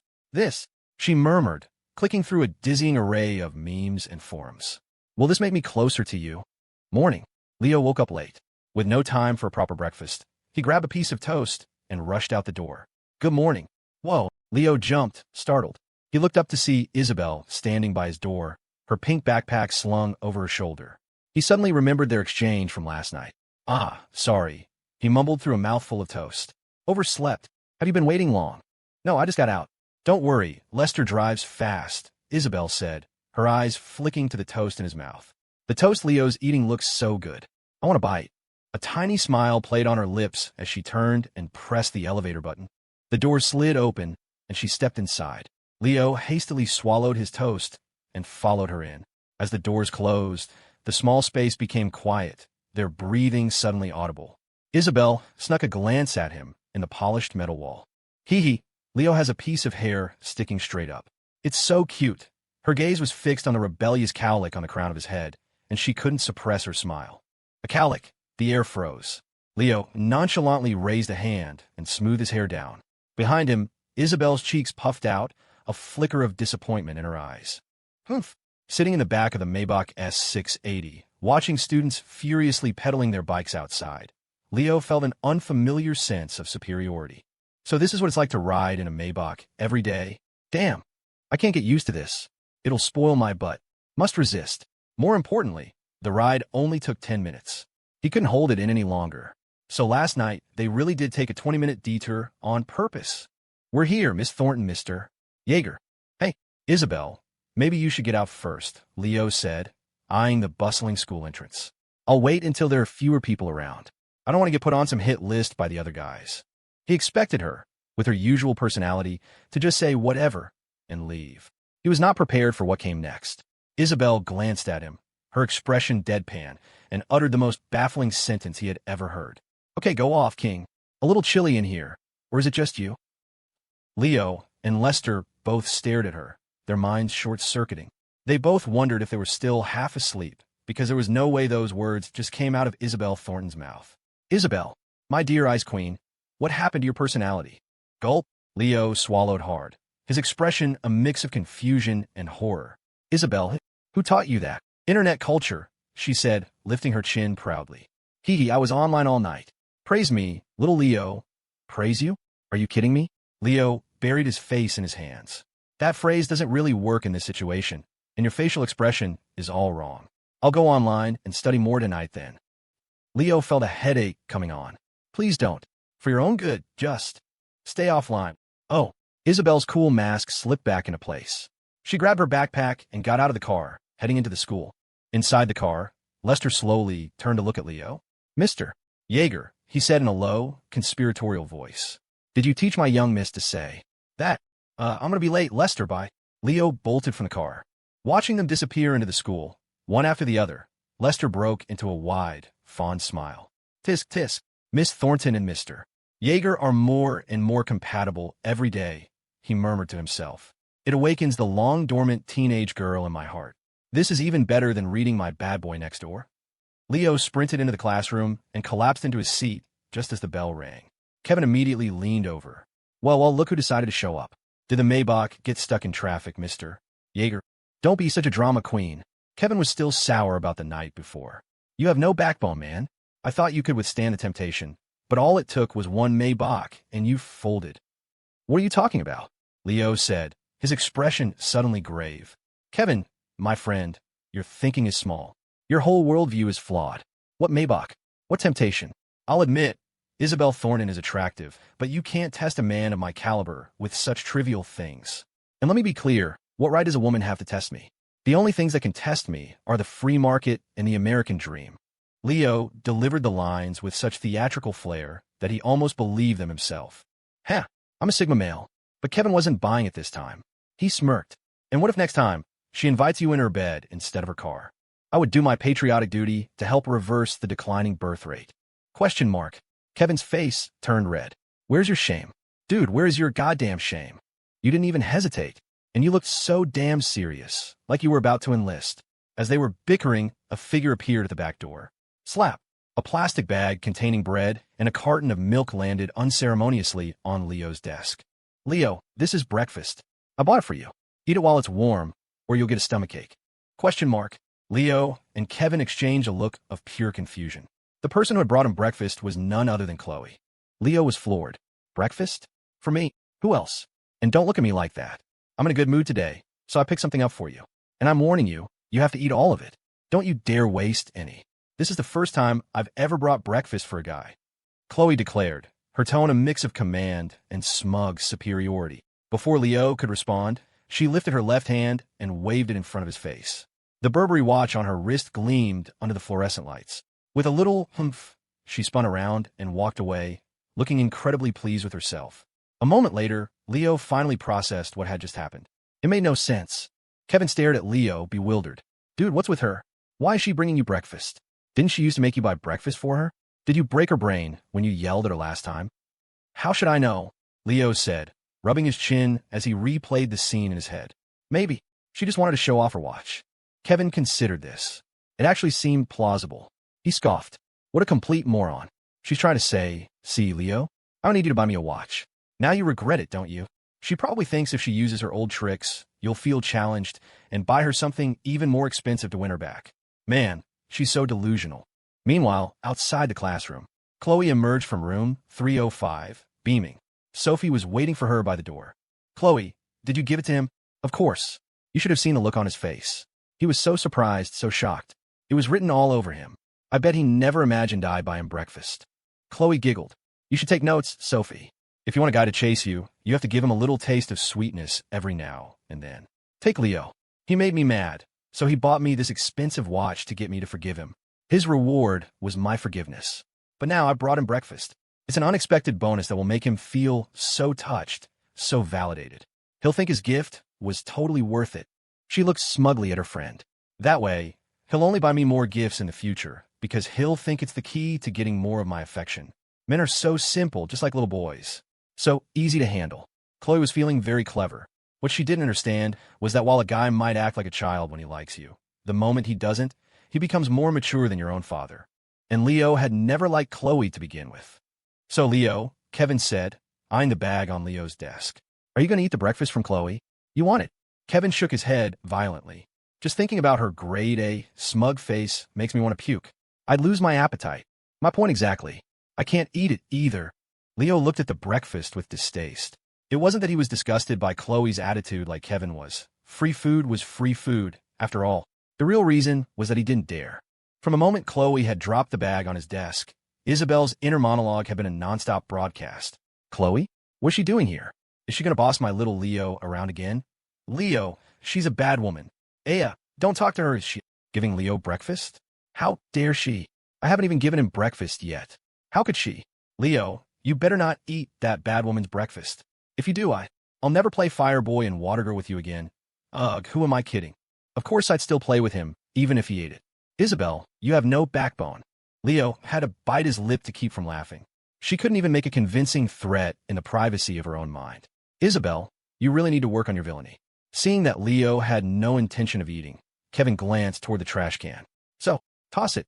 Dude, don't waste food, Leo said, affecting a stern tone. People worked hard to make that. Kevin pouted. Well, you won't eat it, I won't eat it. What else are we supposed to do? I'll eat it. Brian White popped up out of nowhere, his eyes gleaming as he stared at the bag. Kev bro, Leo bro, if you guys aren't going to eat that, can I have it? I spent all my allowance on in-game currency, so this could be my lunch. Sure, man. It's all yours. All hail the Godfather, Leo, Brian said with a dramatic bow. Leo rolled his eyes. Yeah, go on, get out of here. Thanks, bro. Brian snatched the bag and scurried away, grinning like he'd won the lottery. From her seat a few rows ahead, Isabelle watched the exchange, her pretty eyes narrowing slightly. I knew my little Leo wouldn't eat that bad woman's breakfast. Brian White, you are a good person. From this day forward, you are an official member of Team Leo Bell. Leo heard her thought and felt a surge of secondhand embarrassment. Great. She's really been getting into the culture. Now she's creating ship names. At lunch, after most of the class had cleared out, Leo finally put down his pen and nudged a sleeping Kevin. Food time. MMPH. Kevin stretched. What are we eating, dude? Let's hit the cafeteria today. I heard the lunch ladies have stopped being so stingy with the portions. Sold. I haven't had their sweet and sour pork in forever. Just as they stood up, Isabelle appeared silently in front of their desks. Leo was surprised. This was the first time she'd ever approached him in the classroom since they'd become neighbors. What's up? I heard you say you were going to the cafeteria. Yeah. Isabelle pursed her lips, her gaze shifting to the window. Her voice was a little softer than usual. I want to go to. Isabelle, you're so brave. You actually said it out loud. Everyone says the cafeteria food is amazing. I haven't tried it this time. With Leo here, I definitely won't get scared and turn back at the door like last time. Kevin's jaw dropped. Isabelle Thornton was asking to go to the cafeteria with them? This had to be a joke. Had a new sci-fi blockbuster come out that he didn't know about? This felt like a scene from one. But after the initial shock, his trust in his best friend took over. Kevin cleared his throat. Isabelle, Leo may have accepted a ride in your Maybach last night because you're neighbors. But he would never take you to the cafeteria. If the other guys saw him with you, he'd be number one on the school's most wanted list. You wouldn't want your relationship to be discovered, would you? Is that true? Isabelle looked at Leo, her disappointment palpable. Leo could easily imagine it. Isabelle, wanting to experience the normal high school chaos of the cafeteria, but being too intimidated by the crowds to go in alone. He didn't hesitate. Of course not, he said, shooting Kevin a glare. Don't listen to his cringy nonsense. If you want to come, then come with us. If I remember correctly, you haven't been to the cafeteria once since you transferred here. Today's a good day to check it out. Thank you, Isabelle said, her eyes shining with anticipation. Yay, Leo is the best. Humph, Kevin, you big dumb jock, I am definitely not giving you Team Leo Bell membership card. Leo gave an internal thumbs up. Nice, Kevin. You've officially been excommunicated. Kevin shot Leo a dark look. Yesterday, you said you were challenging your limits by getting in the Maybach. Don't tell me this is another challenge. Of course not, Leo replied cheerfully. It's just that after challenging my limits yesterday, I made a discovery. What? My limits are somewhere around the bottom of the Mariana Trench. Kevin's face flushed with frustration. He turned to Isabelle. Fine, but what gives you two the right to eat together? Isabelle lifted her chin. We're neighbors. Is it not reasonable for neighbors to eat together? It's reasonable, Kevin conceded, utterly defeated. He trudged along with them, sulking. That conniving Isabelle Thornton, he thought bitterly. She's already getting bold with her new privileges. Leo and Kevin had already gotten their food and snagged a table. Isabelle, however, was still in line. Dude, what is taking her so long? Kevin complained, poking at his food. Give her a break. It's probably her first time in a big cafeteria like this. It's normal for it to take a while, Leo said, taking a bite of rice. Besides, you never see her outside the classroom except for coming and going. The moment she walks into a public space like this, all the wolves come out. Everyone's probably trying to get a closer look, which is slowing down the line. That's true, Kevin admitted. The whole room went quiet when she walked in. At that moment, Khloe and Sophie walked into the cafeteria, arm in arm. Sophie, it's so crowded. Why did you suddenly want to eat here today? Khloe asked. Sophie blushed. I heard. The captain of the basketball team eats here every Tuesday. I wanted to see him. Oh, I see, Khloe teased, making Sophie blush even harder. After getting their trays, they started looking for an empty table when Sophie's eyes lit up. Khloe, look, it's Leo. Khloe followed her friend's gaze and saw Leo and Kevin sitting at a table not far away. There were 2 empty seats across from them. A sly smile touched Khloe's lips. Sophie, let's go eat with them. Time to give Leo another little taste of sweetness. I bet he'll be sending me a new gift in no time. But Khloe, Sophie hesitated. I've seen a bunch of guys who like you in here. If they see you eating with Leo, won't they get jealous and stop pursuing you? If a guy stops chasing me just because I sat with another guy for lunch, then he's a low-quality suitor I don't need anyway, Khloe said with a confident flick of her hair. The ones who are serious will just see it as a challenge. They'll try even harder to be the one I'm eating with next time. With a smile of unshakable self-assurance, she led Sophie toward Leo's table. Clatter. Khloe set her tray down on the table, pointedly brushing her hair back. Leo and Kevin, who had been focused on their food, jumped at the sudden noise. They looked up to see Khloe and Sophie standing before them, and their appetites instantly vanished. Kevin spoke first. What is it with you two? Didn't you tell Leo at the mall to leave you alone? What happened? He didn't come find you, so you decided to come find him? It seems Leo hasn't told you anything, Khloe said, rolling her eyes at Kevin's hostile tone. TCH, your so-called best friend couldn't wait to come apologize to me. Kevin looked at Leo, confused. Dude, what are you hiding from me?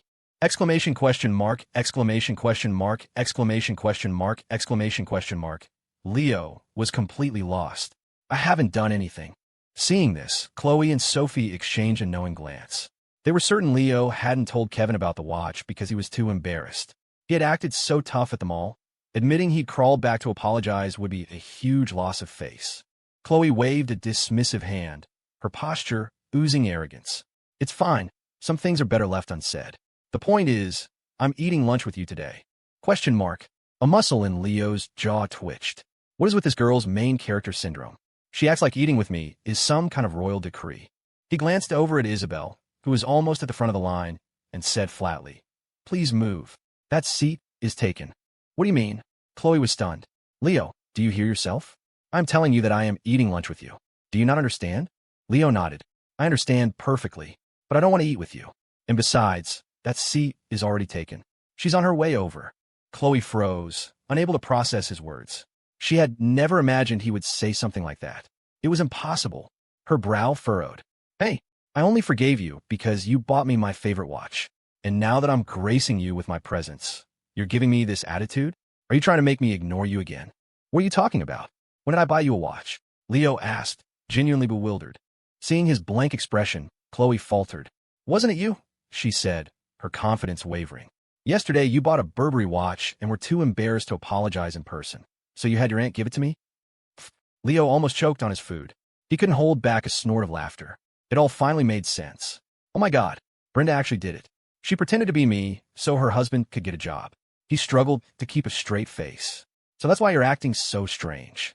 You think I sent you that watch? I don't know what my aunt told you, but I never bought you anything. Who do you think you are? Why on earth would I spend that much money on you? It felt so good. So incredibly good to finally say the words he had been holding back for years. Khloe and Sophie were speechless. The watch wasn't from Leo. It was his aunt on her own. No, impossible. He must be lying. He's just too proud to admit it. Khloe's voice was firm.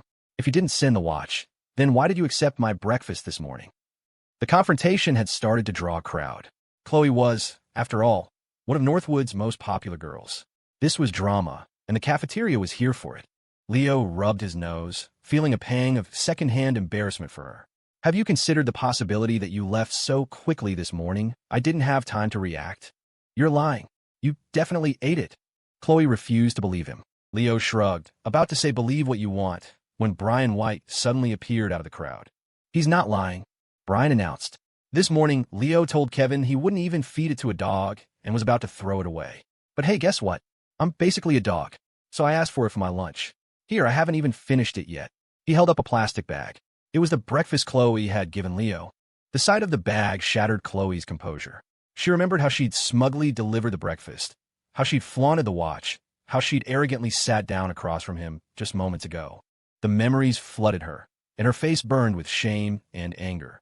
In a fit of rage, she snatched the bag from Brian's hand and slammed it on the ground, tears welling in her eyes. "I bought that for Leo. Who said you could eat it?" She spun on Leo, her voice cracking. You jerk. I hate you." Leo just spread his hands innocently. His casual attitude only infuriated her more. She plopped down in the empty seat next to Sophie. "Fine. Even if you didn't send the watch, I'm still sitting here and eating my lunch." Leo's brow furrowed.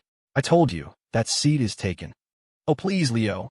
Don't think I don't know what you're doing," she spat. "You're just saying that to piss me off. I like to see who's supposedly sitting here." She crossed her arms, convinced he was bluffing. And even if he wasn't, who at this school would dare challenge her for a seat? No one had ever refused to give her what she wanted. Just as the tension reached its peak, a clear, cool voice cut through the murmurs of the crowd. "Excuse me, could you please move? That's my seat." Isabelle Thornton's voice sliced through the cafeteria noise. The surrounding students turned in unison, their whispers turning into gasps. Holy crap. The person Leo was talking about is Isabelle. No way. This is getting good.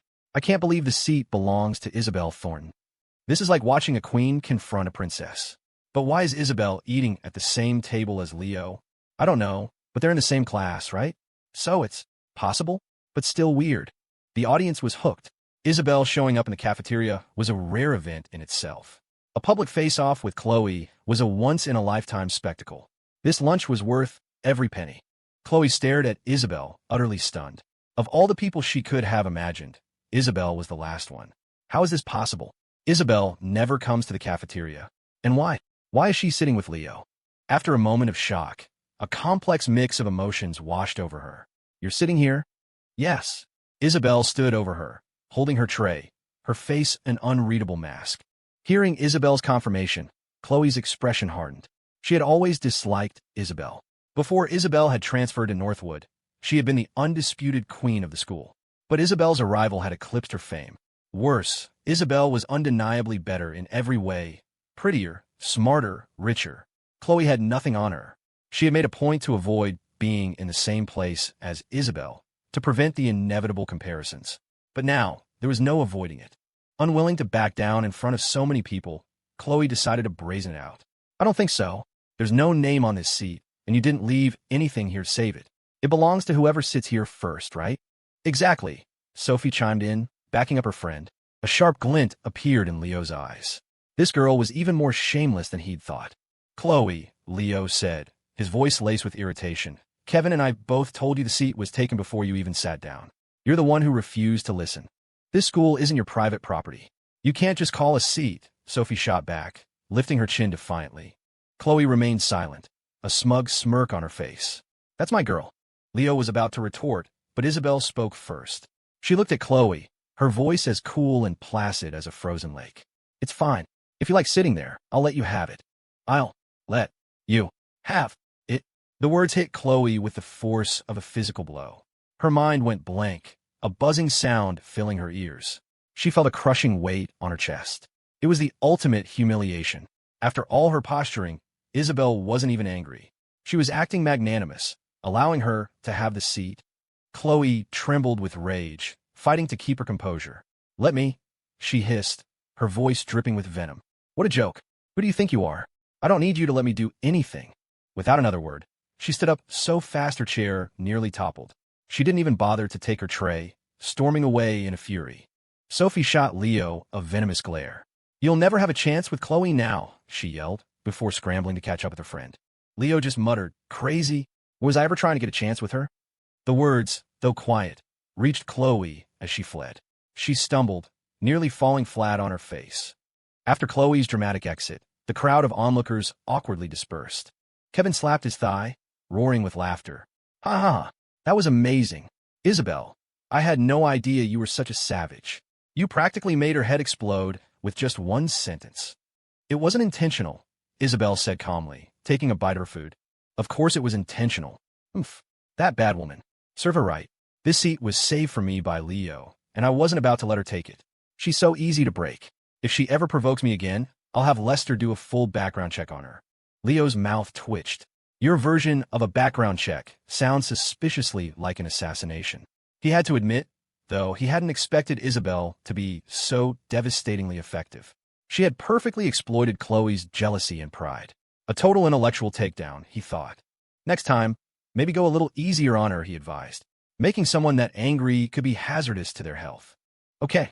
Isabelle nodded. I know, I was wrong. I'll totally do it again next time. Across the cafeteria, students were still covertly watching the trio, their minds reeling. Forget the guys. I don't think Isabelle has ever eaten with another girl, let alone two guys. Seriously. And it's interesting that Leo, the top student, isn't into Khloe. Guess all those rumors were fake. Duh. Isabelle is way prettier than Khloe, and they're in the same class. He'd have to be an idiot to pick Khloe. Hey guys, that's not the point. Doesn't Leo, from a back, kind of look like the guy who was with Isabelle at the night market? Whoa, now that you mention it. He totally does. First period after lunch was math with Mr. Wagner. Everyone knew that post-lunch math was a recipe for a coma. As their teacher lectured on, the classroom filled with the soft sounds of sleeping students. Mr. Wagner sighed heavily. He put down his chalk and tapped the blackboard. Ahem, let's talk about something else for a minute. Something else. The three words worked like a defibrillator. Students who had been deep in dreamland suddenly sat bolt upright, their eyes wide and alert. It was the universal student condition. Classwork was a chore, but gossip was a vital necessity. Mr. Wagner's tone became thoughtful. I know that with finals approaching, you're all studying late, and the weather getting hotter doesn't help with afternoon fatigue. So, I've decided that after the scores for the mock finals come out, we're going to rearrange the seating. This time, you'll get to choose your own seats. A wave of excitement rippled through the previously silent classroom. This meant they could finally sit with their friends. As the chatter grew, Mr. Wagner raised a hand. However, you have to meet one of two conditions to choose your own seat. Either you must be in the top 20 of the class rankings, or you must improve your total score from the first mock final by at least 30 points. Even with the conditions, the excitement didn't fade. No one was slumped on their desks anymore. Everyone was listening intently. After all, with graduation just around the corner, what teenager wouldn't want one last chance to sit next to their secret crush? And the price was just one good exam performance. Leo smiled to himself. Mr. Wagner is a master manipulator. He knows exactly how to motivate a bunch of seniors. Just then, a familiar inner voice drifted into his thoughts. Little Leo, you can't escape this time. Are you going to be my desk mate? Or Isabelle's desk mate? Or your neighbor's desk mate? Leo couldn't help but smile at Isabelle's inner monologue. To everyone else, she was the untouchable ice queen. If they knew her inner world was this rich, and occasionally this domineeringly dorky, their jaws would hit the floor. If we were desk mates, that would be another connection between us, he mused. And, being that close every day, I'd probably be able to hear even more of her thoughts. Kevin nudged him with his elbow. Dude, we're staying put, right? Not changing seats. Why not? Kevin shrugged. You're my best friend in this class, and it's not like I have a crush on anyone. Sitting with you is the most comfortable. Besides, our spot is prime real estate, back row by the window. The official seat of every protagonist ever. That may be true, Leo said. But with this new system, your grades put you at the absolute bottom of the picking order. Kevin just laughed, unconcerned. No big deal. Everyone knows we're a package deal. You're number one in the class. No one but me would dare sit next to you anyway. So as long as you pick our spot, it doesn't matter when I get to choose. Is that so? Leo glanced discreetly over at Isabelle, a new idea taking root in his mind. Kevin didn't notice. You know, man, he said, a nostalgic look on his face. We've been desk mates for all 3 years of high school. It's only right we finished the last month together, right? After Mr. Wagner's announcement, the atmosphere in class 3 to 5 changed drastically. Suddenly, no one was sleeping in class anymore, no matter the time of day. Well, except for Kevin, who had already hit his academic goals and had zero desire to move. 3 days flew by, bringing them to the eve of the mock finals. After the last study hall, Leo biked home. He decided to skip his usual pre-bed study session. A little rest before a big test was often more effective than cramming. Ding dong. He was in the kitchen making dinner when the doorbell rang. He opened it to find Isabelle standing there, clutching a textbook to her chest, her expression as cool as ever. Leo, are you busy? Not really, but the exams are tomorrow. You sure you want to play Fireboy and Water Girl right now? He assumed that was why she was here. To his surprise, she shook her head. There's a math problem I don't understand. I was hoping you could help me. Leo's eyes narrowed. He strained, trying to hear her thoughts. Isabelle's math scores were always near perfect. Even he couldn't compete with her on that front. Her asking him for help with a math problem seemed suspicious. But this time, there was only silence. She just stood there, waiting. Leo thought, surprised. Maybe she really does just have a question. Sure, no problem, he said. But you'll have to wait a minute. I'm just about to eat. Why don't you go back to your place, and I'll come over when. Okay, I'll wait here while you eat. Before he could finish, Isabelle took a step forward, breezing past him into his apartment. Leo's brain stuttered. Wait, what? Did you just walk in? And I'm pretty sure I told you to wait in your own apartment. Since she was already inside, and he couldn't exactly kick her out, he sighed and opened the shoe cabinet. Here, he said, handing her a new pair of slippers. Make yourself at home. I'll be quick. Okay, Isabelle replied with a slight nod. She bent down to change her shoes, then sat on his sofa. Her eyes scanned the room, feigning nonchalance, but he could see the curiosity sparkling in them. This is the first time I've been inside Leo's place. It feels so strange. It's much cleaner and neater than I expected. I didn't know he was so tidy. Wait, I read online that if a guy's room is super clean and doesn't smell, he's either a cross-dresser or he's gay. Little Leo, Isabelle's inner world was rocked by a magnitude 10 earthquake. In the kitchen, Leo, who was transferring ramen into a bowl, heard her wildly speculative thought and nearly dropped the entire pot. Oh crap, he thought, wincing. I told her to get into internet culture, but I forgot to tell her to stay away from the weird forums. He brought his bowl to the dining table and started eating quickly, not wanting to keep her waiting. The only sound in the quiet apartment was the slurping of his noodles. After a few loud slurps, he felt an intense gaze on him. He looked up from his bowl. Isabelle was staring at him from the sofa. Her face was still a perfect, icy mask, but her eyes burned with an unmistakable hunger.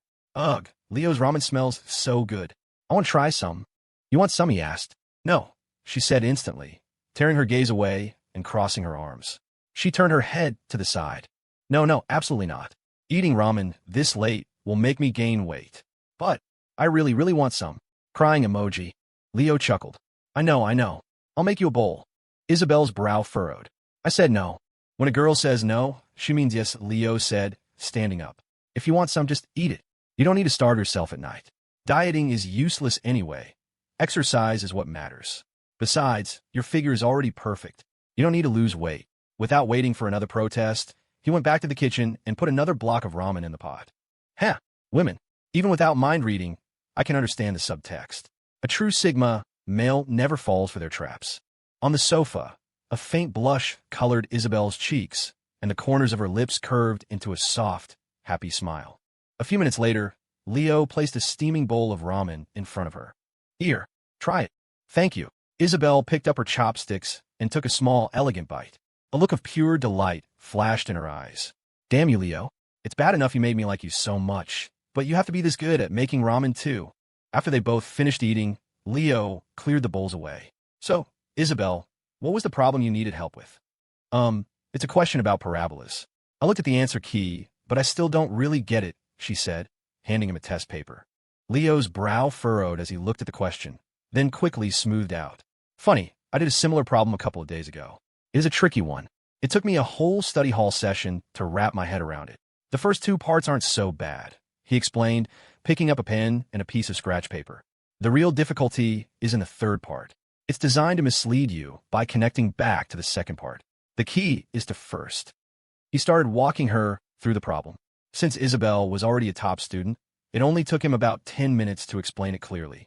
And there you go, he said, putting the pen down. If you follow that line of reasoning, you'll get the right answer. Thank you. Isabelle nodded, gathering her things to leave. She got to the door, then suddenly turned around. Her hair swung with a movement, brushing against Leo's nose and leaving behind a faint, sweet scent that made his skin tingle. What's wrong? Another question? He asked. After the exams, we have a 3-day weekend for Memorial Day, she said. Let's play Fire Boy and Water Girl. Didn't we already beat the whole game? A small, knowing smile touched Isabelle's lips. We beat 1-0. This time we're playing 2-0. Question mark. Well, that's a first, Leo thought. I've seen people addicted to first-person shooters and MOBAs, but I've never met anyone addicted to a browser game from Miniclip. After seeing Isabelle out, the apartment felt quiet again, though the faint scent of her perfume lingered in the air. Leo glanced down at the slippers she had worn, licked his lips, and then, with a completely straight face, put them back in the shoe cabinet. Northwood High, girls' dormitory. Khloe sat at her desk, looking miserable. Sophie, just back from her shower, saw her and came over. "Khloe, what's wrong? You look so down." Khloe sighed. "I was just on the phone with my mom. I told her I want to go to the Shawn Mendes concert on May 3 RD. I want to get floor seats so I can maybe get a picture with him. But they're sold out everywhere, so I'd have to buy from a scalper. It's like $2,000 for one ticket. And your mom said no because it's too expensive?" "She said yes, but only if I raise my score on these mock finals by 20 points compared to the last ones." Khloe's face fell even further. "But I've been so focused on my dance auditions that my academics have slipped. I'll be lucky to even get the same score, let alone improve by 20 points. Shawn Mendes almost never comes to Crestview. This is the closest I'll ever get to him. I want to go so badly." Seeing her best friend on the verge of missing the concert of a lifetime, Sophie put a finger to her chin, thinking hard. Suddenly, her eyes lit up. "Khloe, do you remember this morning when we were looking at the seating chart for the exam?" "Yeah, what about it?" "Leo Jaeger is sitting right in front of you. If you want a good score, you could just copy off him. He got third in an entire grade last time." At the mention of Leo's name, the memory of her humiliation in the cafeteria came flooding back. Khloe scoffed. "I'd never copy off him. It's his fault. I was so embarrassed in front of Isabelle. Besides, after the way he treated me, why would he ever let me copy his answers?" Sophie, however, adopted a very serious expression. "Khloe, I think he was being mean to you in the cafeteria on purpose. When you really think about it, it all comes down to his male pride." "Huh? What do you mean?" "Even though he denies it, just assume for a second that he really did send you the watch. If you do that, his behavior yesterday makes perfect sense. First of all, when you sat down, Kevin immediately brought up what happened at the mall, which obviously means he didn't know Leo had apologized to you privately. You didn't think anything of it and said, 'It seems Leo hasn't told you anything.'" Sophie paused for dramatic effect. "The reason Leo didn't tell Kevin is because he didn't want his best friend to know he came crawling back to you. It would be a huge blow to his ego. So when you said that, you put him on the spot. From that moment on, his only option was to play dumb and deny everything, just to save face in front of Kevin. If you think about it that way, it's totally logical, right?" Khloe's brow furrowed. The anger she'd felt over the past few days had clouded her judgment. But now, hearing Sophie lay it all out so clearly, it actually made a twisted kind of sense. "Leo really does like me. I guess that makes sense," Khloe admitted. "But why would he deny that he ever liked me?" Sophie smiled confidently. "That's even simpler. You said it yourself. Guys are just like little kids. He's always had a secret crush on you, too afraid to admit it. But yesterday, it wasn't just Kevin there. Isabelle and half the school were watching. His childish pride took over, and he denied it to protect himself. Think about it," Sophie pressed on. "If he really didn't like you, why would he have willingly bought you things and run errands for you all this time? Nobody was forcing him." The fog in Khloe's mind cleared. The logic was airtight. It all fit together perfectly. She slapped her thigh in a moment of epiphany. So that's what it was. No wonder he acted like that. It was all just his ridiculous pride. "Honestly," she huffed, "is liking me really that embarrassing?" Seeing that her friend was finally convinced, Sophie beamed. "Of course not. It's just that you're the school's it girl, Khloe. And what does Leo have besides good grades? Nothing. So deep down, he feels like he doesn't deserve you. That's why he can only crush from afar, but never admit it." "Okay, so if I ask to copy his answers on the exam, he'll definitely agree?" Sophie nodded emphatically. "Guaranteed. He's probably been agonizing for days about how to apologize to you. Right now, you adding him on Discord and asking for a favor is like throwing him a lifeline. He'll be scrambling all over himself to say yes." Khloe's confidence surged. She pulled out her phone. "Humph. I would never have added his Discord before this," she said, asking a classmate for his username. "He's lucky I'm doing this for the concert. But I guess I can think of it as a reward for having a crush on me for all these years." Soon, she had his username and sent a friend request. A few seconds later, her phone buzzed. Khloe and Sophie exchanged a triumphant look. He accepted that fast. Was he just sitting there waiting for me to add him? Smiling, she opened Discord again. A second later, her smile froze on her face. Friend request failed. The user has declined your request. He rejected me. Khloe stared at the notification, her mind a complete blank. Leo had actually rejected her. Did this mean all of Sophie's theories were just wishful thinking? "Sophie," she said, her voice trembling, What does this mean?" Sophie was stunned. She was confused. Then, a new theory dawned on her. "I've got it. Khloe, when you sent the friend request, you didn't put your name in the message, did you?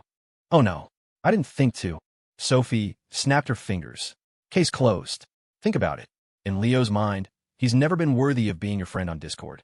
He would never in a million years imagine that you would be the one to add him. So when he got a request from a stranger without a message, he just rejected it without a second thought. He had no idea it was you. The explanation washed over Khloe like a wave of relief. The dead hope in her heart flickered back to life. Thank God. It wasn't all in my head. She grabbed Sophie's arm. You scared me for a second. Sophie, you think of everything. You really are my best friend. Of course, Sophie said with a smile, though a flash of envy crossed her eyes.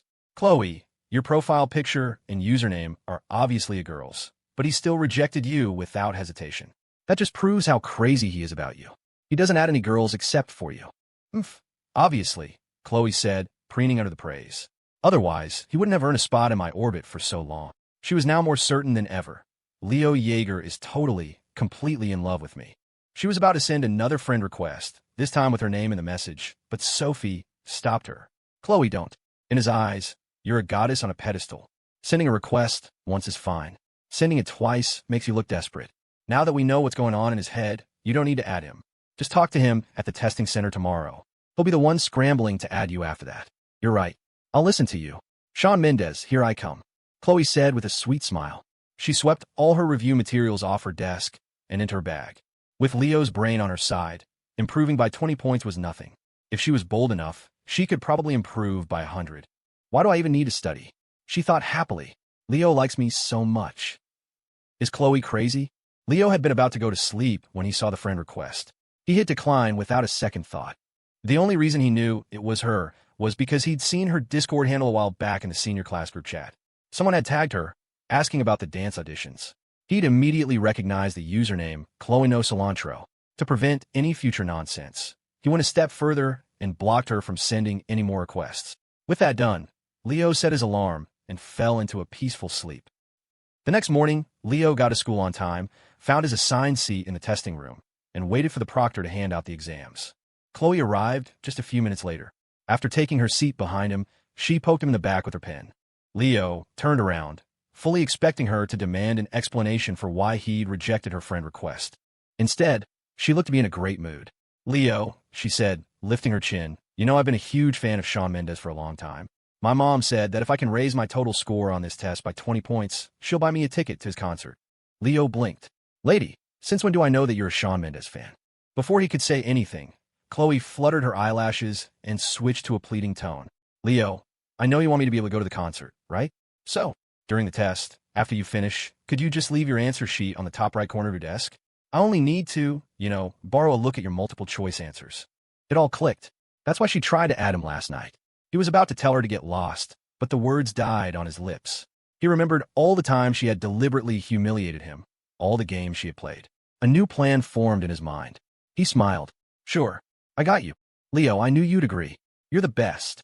Yeah. Leo gave a small, non-committal laugh and turned back around as the proctor began distributing the exams. Who's she kidding? He thought. The nerve on this girl. She really thinks she has me wrapped around her finger. The first exam was English literature. As soon as Leo got the test, he flipped to the last page to read the essay prompt. It was a habit he'd developed over the years. Get the essay topic first, then let his subconscious work on it while he tackled the rest of the exam. It saved him valuable thinking time later. Behind him, Khloe watched him furiously writing and felt a wave of relief wash over her. Leo is so sweet, she thought, her heart fluttering. He didn't even write his name down first. He just started answering questions. He must be worried he won't have enough time to let me copy. Since the English exam was heavy on essays and short answers, and it was one of her stronger subjects, Khloe wasn't too desperate to copy the multiple choice section. She worked through the parts she knew. With 20 minutes left, she saw Leo finally put down his pen. He carefully placed his completed Scantron sheet on the top right corner of his desk, just as she'd asked. Using her excellent vision, Khloe quickly copied his answers for the few multiple choice sections. Just before the proctor called time, Leo retrieved his sheet. To Khloe, it looked like he was waiting until she had finished copying before he finally filled in his own name and student ID. The pattern repeated for the math and science exams. Leo would finish, place the answer sheet in the designated spot, and Khloe would copy. She didn't even bother reading the questions, putting her complete faith in the school's top student. By the time they reached the final exam, world history, Khloe was feeling euphoric. The history test was almost 70% multiple choice. This meant that with Leo's answers, even if she left the short answer questions blank and just wrote a basic essay for 10 points, she was guaranteed a score of over 110 out of 150. This is amazing. I'm not just going to improve by 20 points. I'll probably improve by 50. I'm going to Shawn Mendes concert. I'm coming, my love. She fantasized about the concert, a dreamy smile on her face. Just then, the proctor announced, 10 minutes remaining. Please finish up your work. Khloe glanced around the room at the other students still scribbling away, a smirk of pity on her face. But as she turned back, she saw something that made her frown. Leo was erasing his Scantron sheet.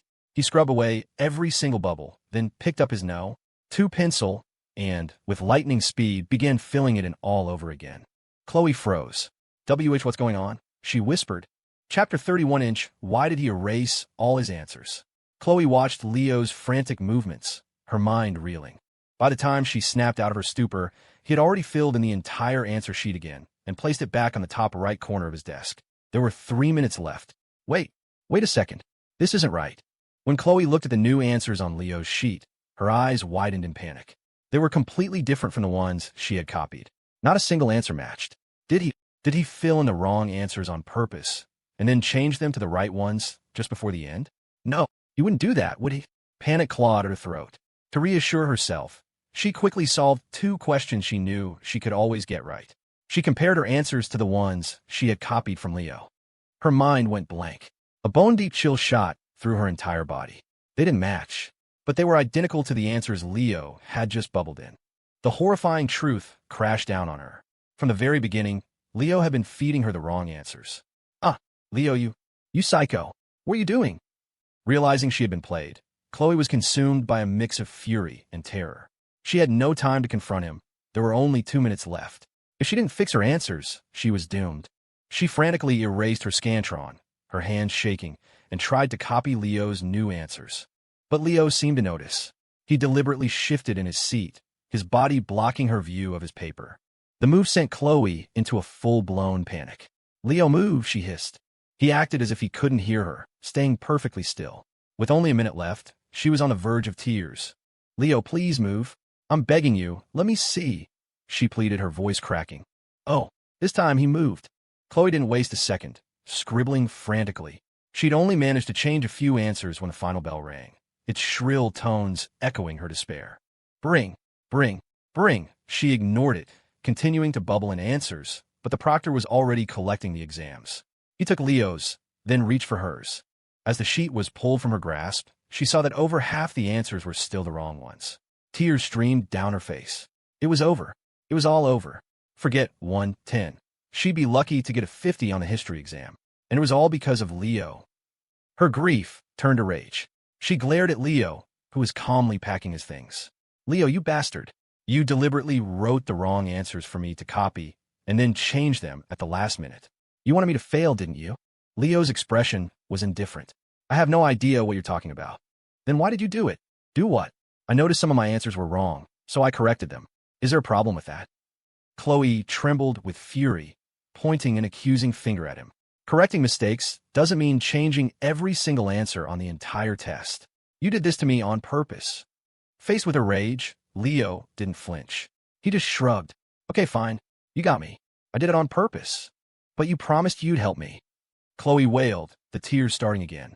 Now, I've completely bombed the history exam. My score will be even lower than if I'd done it myself. My total score is going to be ruined. Leo looked at her, his face devoid of emotion. I promised I'd put my answer sheet on the corner of my desk. I never promised you could copy it.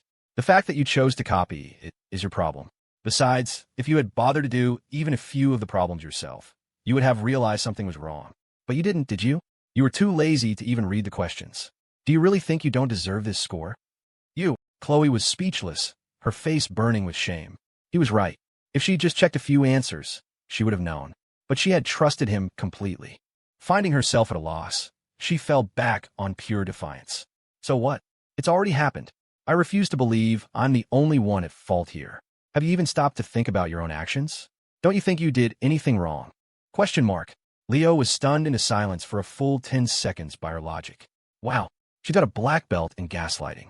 Not even a superhero could block that punch. Seeing him silent, Khloe thought she'd won. Her old arrogance returned. Whatever. Since we're both at fault, and you let me copy the other exams, I'll let the history test slide. At least my total score will still be 20 points higher. Leo just rubbed his nose and nodded. Yeah, sure. I gotta go. Bye. He walked toward the door, then paused and turned back, a bright, chilling smile on his face. Oh, by the way, Khloe, one correction. It wasn't just the history test where I filled in the wrong answers. What did you say? Khloe stared, her blood running cold. It hit her then. She remembered that at the end of every exam, Leo had pulled his answer sheet back. At the time, she naively thought he was waiting for her to finish before filling in his name. But now, she recalled the motion. It was the same quick, erasing movement he had used on the history exam, just less obvious. So, every single multiple-choice answer she had copied, for every single test, had been a deliberate lie. By the time the full weight of the realization hit her, Leo was long gone. It was over. All of it. Not just history. Everything was ruined. Forget improving by 20 points.